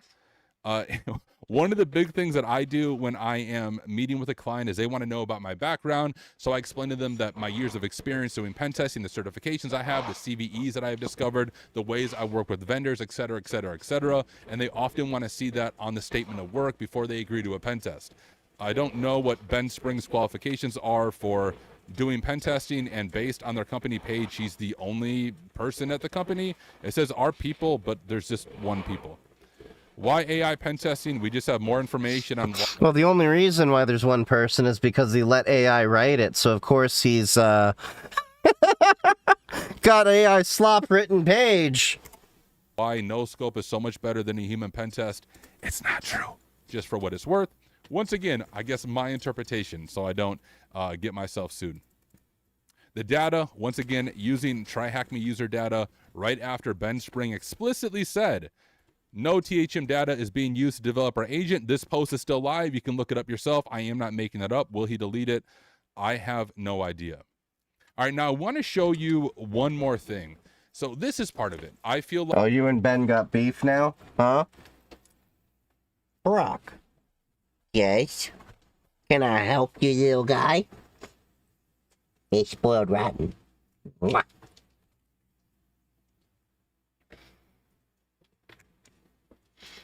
Claude is also their employee. Oh yeah! They've got that French Claude guy. Like Ben Spring, as the founder and leader of TryHackMe, has betrayed the trust of the community. GCHQ don't hire interns. Ben graduates from Portsmouth. His website lost all accreditation in my eyes. What's the issue with Portsmouth? Hackers are very much concerned about how our data is being used, especially how it's being fed into third parties. Just because something is technically legal does not mean it is ethical. Let me say it again for the people in the back. Just because something is technically... Trash uni full of alcoholics. To be fair, isn't that most of the UK? I'm kidding. It's the ethical thing to do. I mean, you can say the same thing about the US South, okay? Of millions of hackers are future hackers. You need to understand that we are very much concerned about our data, and we're very much concerned about AI. The reason I wanted to make this video is I've seen multiple people in my community who are like, hey, I was studying for cybersecurity, then I saw posts like this, and now like, why should I even study? Are we cooked? Blah, blah, blah, blah. My encouragement to you who want to get into the field, yes, you should study. There will still be a place for you, especially when this AI hype bubble pops and we go back to being grounded in reality rather than a bunch of CEOs being obsessed with AI and how they can make more money. I cannot wait for that to happen. So please do not give up if you want to get into this field. Continue to learn, continue to study, continue to dig deeper, continue growing. What's MIT of the South?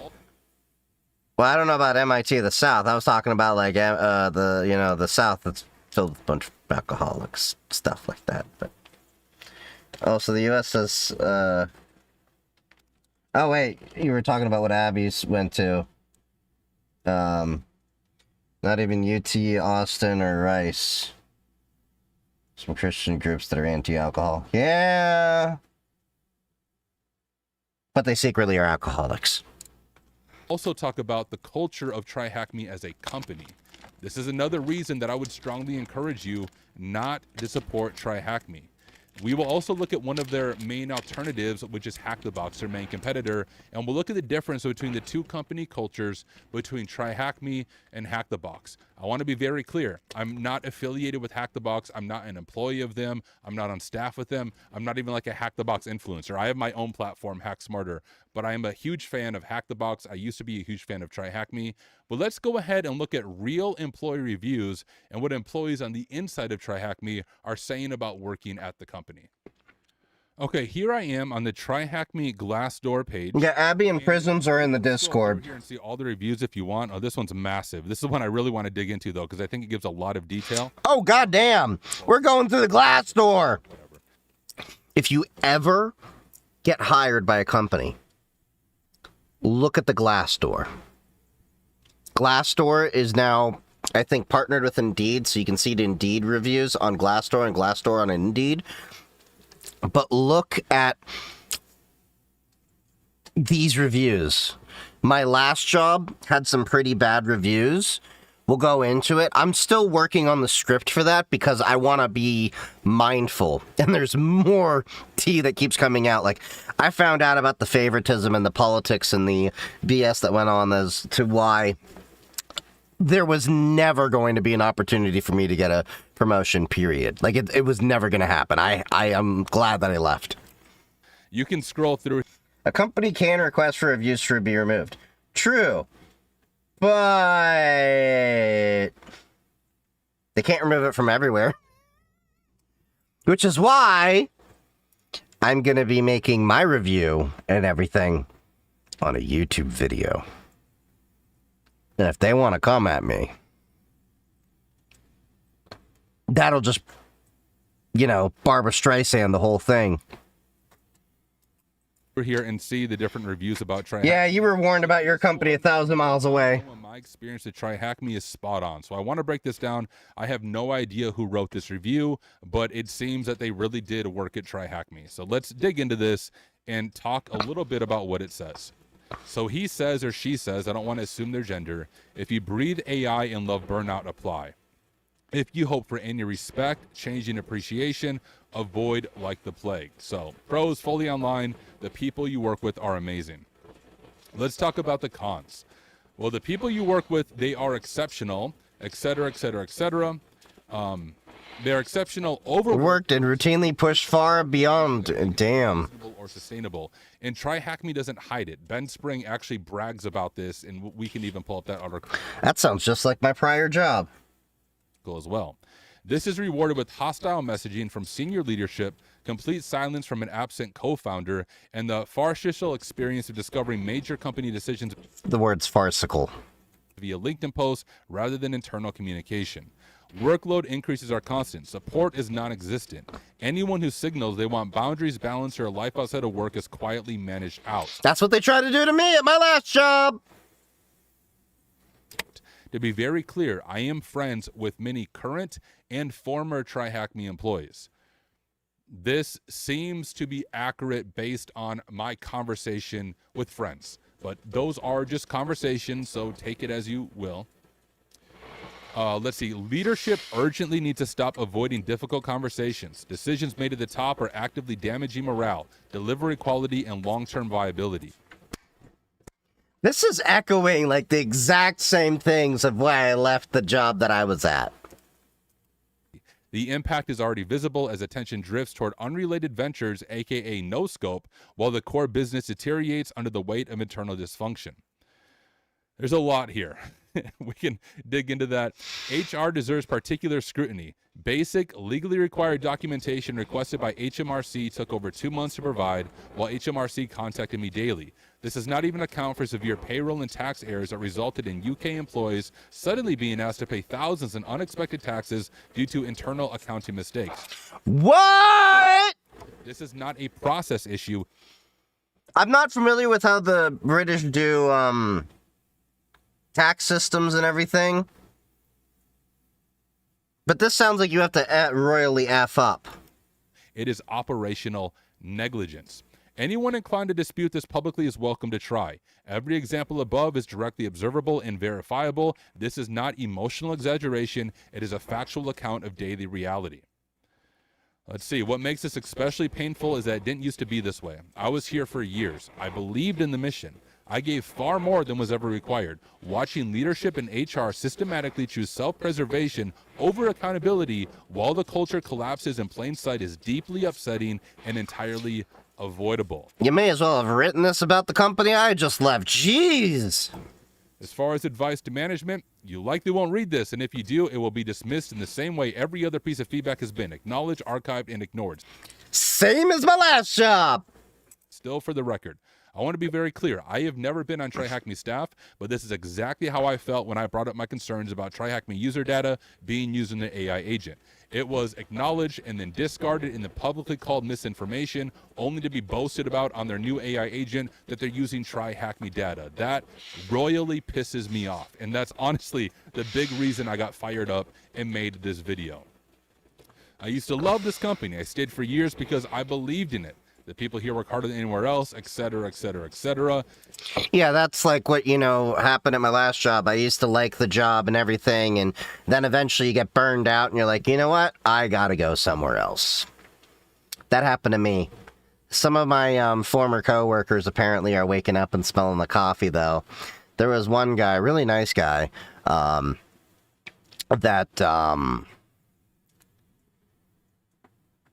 was thinking he was gonna get senior and everything like that, and I'm like, dude, you're never gonna get senior here. He's like, why? And I'm like, because I'm never gonna get senior here, and if I'm not gonna be able to get it, you sure as hell are not. So how I ended up getting senior cybersecurity engineer was I left and gave myself a job that had an opening with it and made myself senior cybersecurity engineer. The interesting thing is, looking back at my entire career, every job I've been to, I've never been promoted. I've always made my own promotion. Well, there was one job, it was a small company when I was an MSP, that I know they wanted to promote me, but it was too small of a company to, pay me what I was really worth, that they were sad to see me go, but, excited to see me go. You know what I mean? They were happy that I had left. They were not, but it was bittersweet. They're we kind of expected this was going to happen. We didn't think you would stay here forever. You kind of outgrew us. I was told I might be considered for a promotion in a year. Ha ha ha ha. That's what they told me. I was dangled the carrot for 2 years. Constantly told, you know, oh, well, you're not doing enough. Oh, you're not doing enough. And I'm burning myself out, burning the candle at both ends, upskilling myself, teaching myself infrastructure as code, doing Python. The only guy that actually even knew how to use Git on the cybersecurity engineering team. Just using Git. Like, I was the only one doing any of that stuff. Like, I'm not trying to toot my own horn. So, there are employers out there that'll F with you. You've been an E1 for 4.5 years. F them. Yeah, you need to go. You deserve better. You know how to read, so I'll let you read this yourself. I will kind of scroll through here because if you don't have a Glassdoor account, I don't think you can actually see like Glassdoor stuff. So I'll scroll through here and you can check out. I don't know what E1 is. What is E1? We'll explain this one. Feel free to pause my video if you want to read any of these. Just scrolling through. I mean, we can go to the second page if we want, but I think you guys get... It got 3.1 stars, which is really low.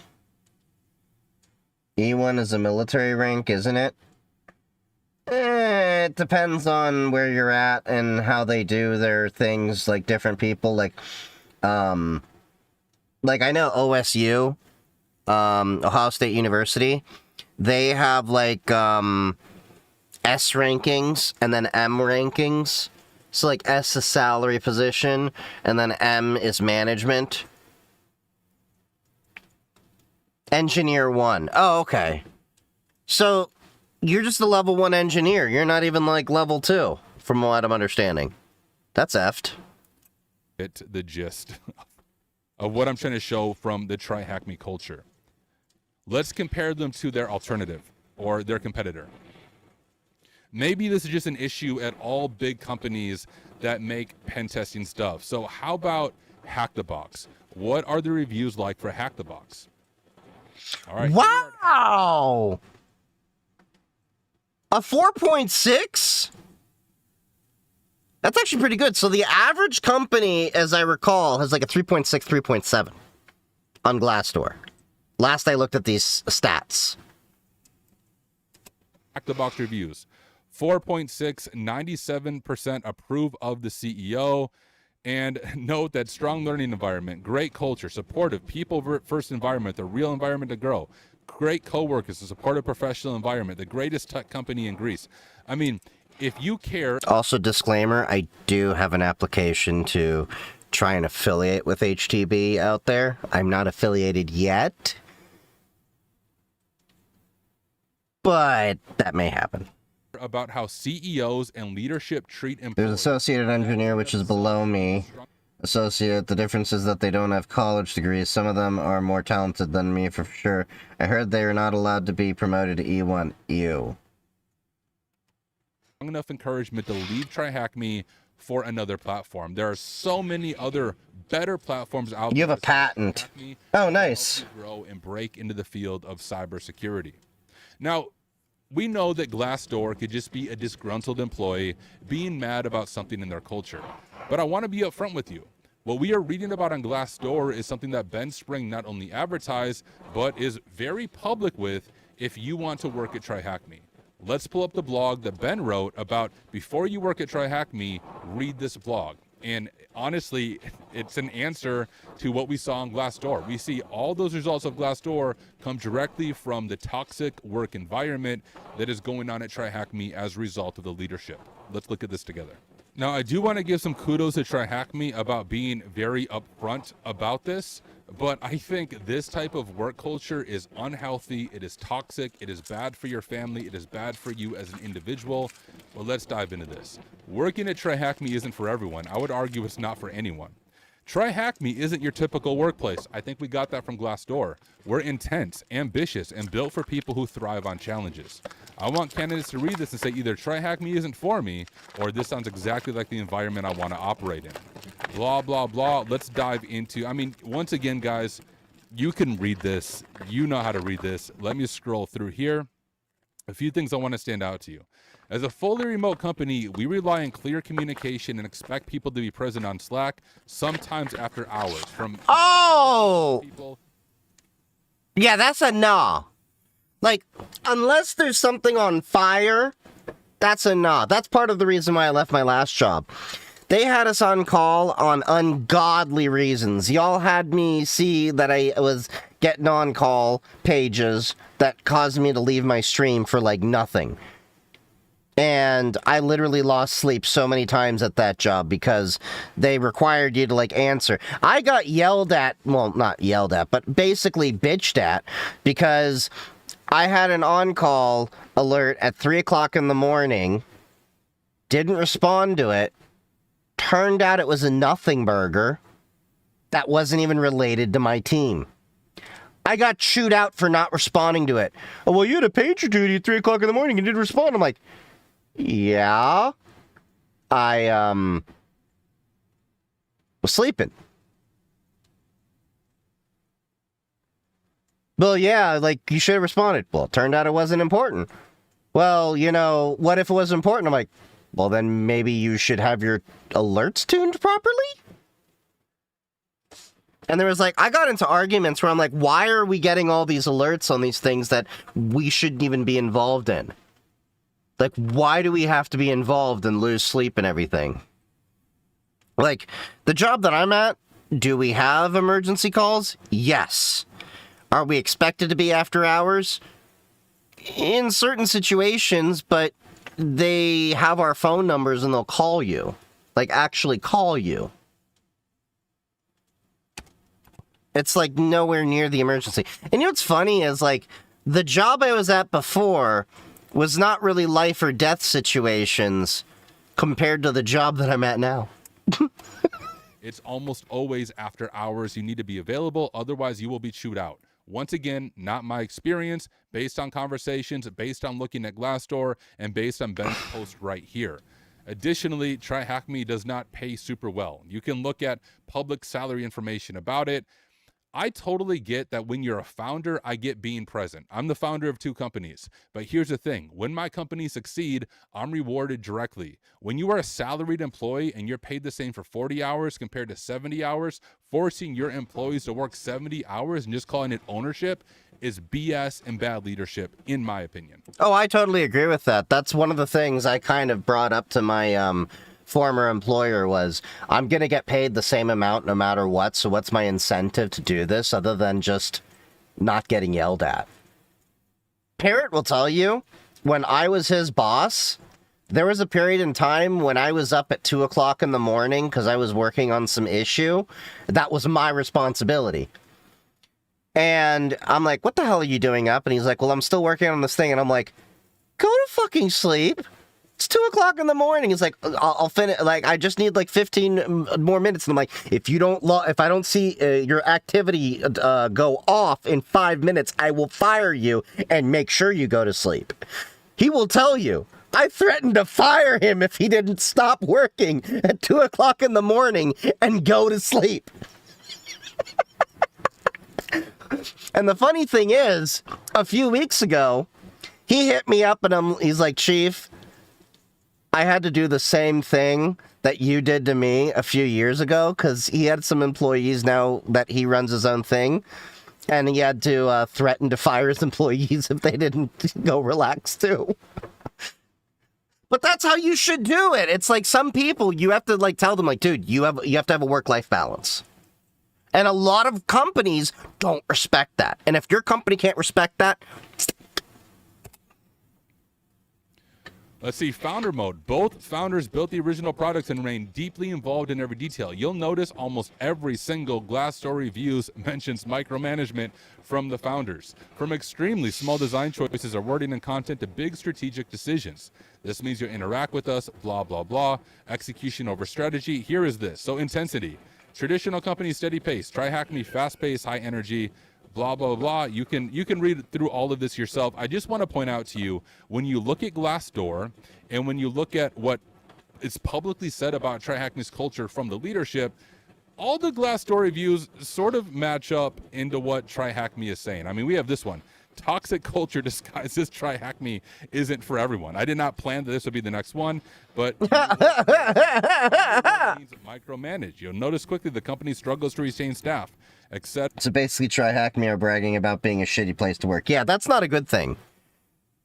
That's not a good thing to do. Like, at least where I worked at before, they were trying to do the whole bullshit of, like, it's a great place to work, we have great benefits, and tried to sell us the lie of work-life balance and being able to travel the world and everything, even though you really couldn't. And now they're going full return to office. Etc., etc. So let's go ahead and recap. Here is why you should stop using TryHackMe. Number one, I believe TryHackMe has lost their way due to the leadership. They have spent the past 5+ years training people for careers in cybersecurity, and they just launched an AI automated pen test agent that, at least based on the marketing language, is seeking to replace the very people they are trying to train, and be certified. Number two, based on public posts on Glassdoor, TryHackMe has Rust is seen as a production suitable language. It's in the Linux kernel, and I thought this debate's pretty much settled. It's been like a few years. Leadership from the top. Ben Spring himself said on LinkedIn that any conversation about using TryHackMe data for their AI agent is misinformation. On their AI agent's website, they brag and boast about how they use TryHackMe data to build the AI agent. Those are just a few of the things. I would love to hear your thoughts. Am I off base here? Like, honestly, if I'm off base, please tell me. I hope that if my organization, Hack Smarter, ever comes to a place where I treat the community like this, someone on YouTube, some influencer, will have the courage and the boldness to call me out. And I really do hope I listen. So Ben, I know you're not going to listen to me. I tried to talk to you privately. You told me to talk publicly. Then you blocked me on LinkedIn. You clearly don't want to have a conversation with me. So now I'm resorting to making this video and sharing my thoughts here. For my friends at TryHackMe who still work at TryHackMe, I hope that somehow, some way, you have the influence to be the change that needs to be done at TryHackMe. I think TryHackMe started on an amazing mission. I think in the beginning it was an amazing company, but I thoroughly believe TryHackMe has lost its way due to the leadership at the top. So I hope my friends who are employees, you guys are amazing people. I hope that you can be the change in TryHackMe. For the former employees of TryHackMe, I've talked to you. I know many of you have been hurt deeply by your time at TryHackMe. I hope that you can find healing, and I hope you know that not all companies are like that. Hack the Box is a great example. The software I'm used to is very 1999. Has a heavy focus on their employees. I'm a firm believer that the better you treat your employees, the better you treat your community, the better it will be reflected in your culture and eventually in your revenue. So I don't know about you guys. Let me know your thoughts if I'm way off base, if you agree with me, if you just want to like make a video about Tyler and how I am a sellout, you can do that as well. But hey, thank you for watching. Would love to hear your thoughts, and I will catch you in the next one. That was a pretty in-depth video over there. But yeah, I've kind of had a feeling about TryHackMe for a while, but that kind of solidified a few things. Also, in the vein of this computer over here, I'm probably going to end up buying a new capture card. Yeah.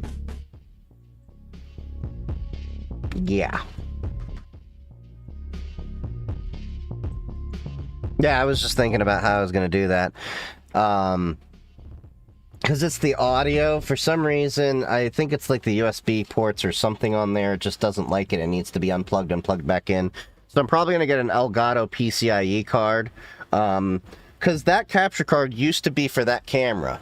But I had to swap capture cards because I used to use the AverMedia Live Gamer Duo for the desktop over here. But the issue is, when I moved to 1440p monitors, the AverMedia card wouldn't even play nice with the scaling that NVIDIA would put out, from what I recall. So I'm gonna have to eventually get a new capture card to replace that one. I may keep that capture card just for video stuff, but eventually I want to see about upgrading to 4K, and I think that camera's capable of 4K, so I'll have to figure out what I'm going to be doing around that, so yeah. I don't know if I'll go full 4K, but at least 1440p. We'll see. Once I actually get the, whatchamacallit, Spectrum High split, because right now I'm basically right at the edge with 4 different simulcast streams.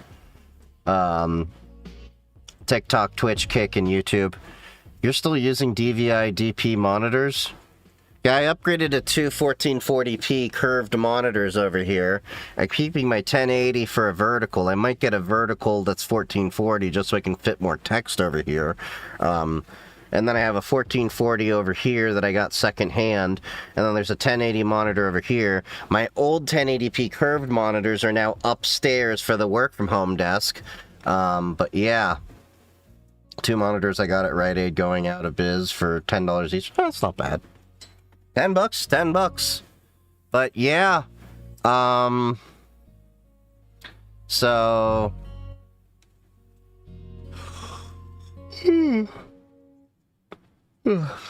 yep. It's a shame TriAcme's going down that route. Everybody's getting oversold on the AI hype, but yeah. So we'll figure that out. Once my next month I should have my DEF CON plans figured out. I just have to confirm with my boss about a few things. Because my new job should be letting me go to the conference without having to take PTO. But I would have to bring my work computer. So that'll be annoying. But I'll have to figure out that hustle.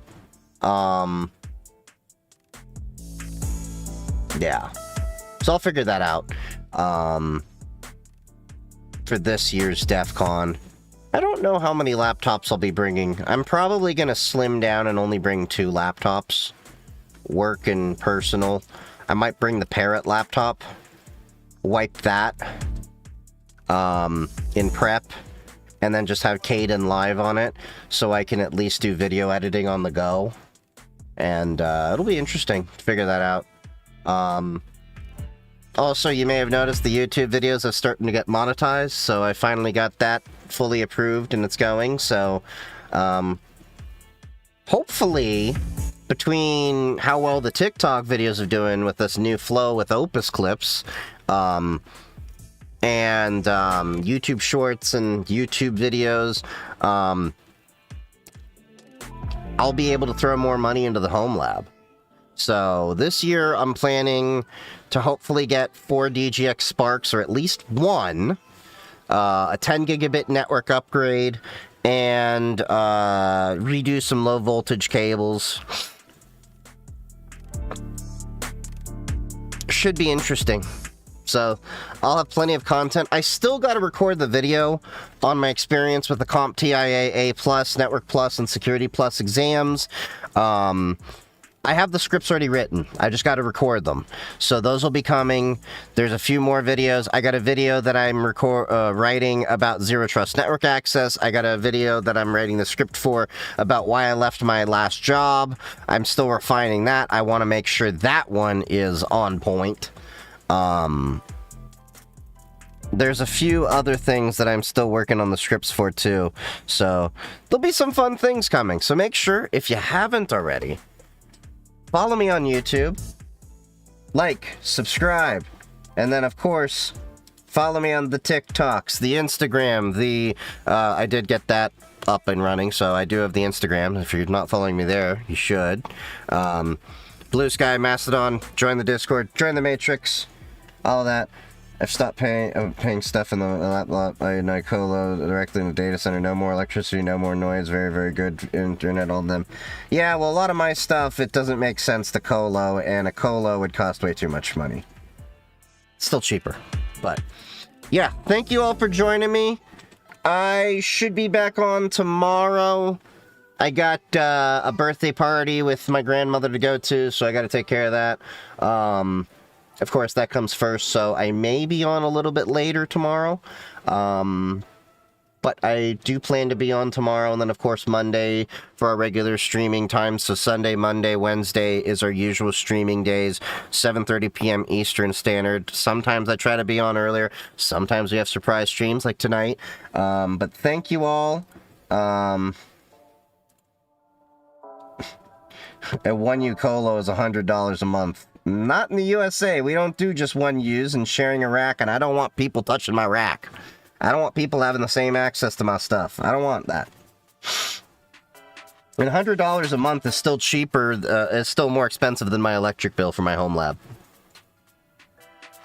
My home lab, my entire house is only at peak summer, air conditioning, everything going, $280 a month. My home lab doesn't even touch that. So, but yeah, thank you all. Love you all. Join the Discord. Join the Matrix. I shall see you all later. Stay safe. Happy hacking. If you're on Twitch, stick around for the raid. And I shall see you tomorrow. Where's the button? There we go. Buttons.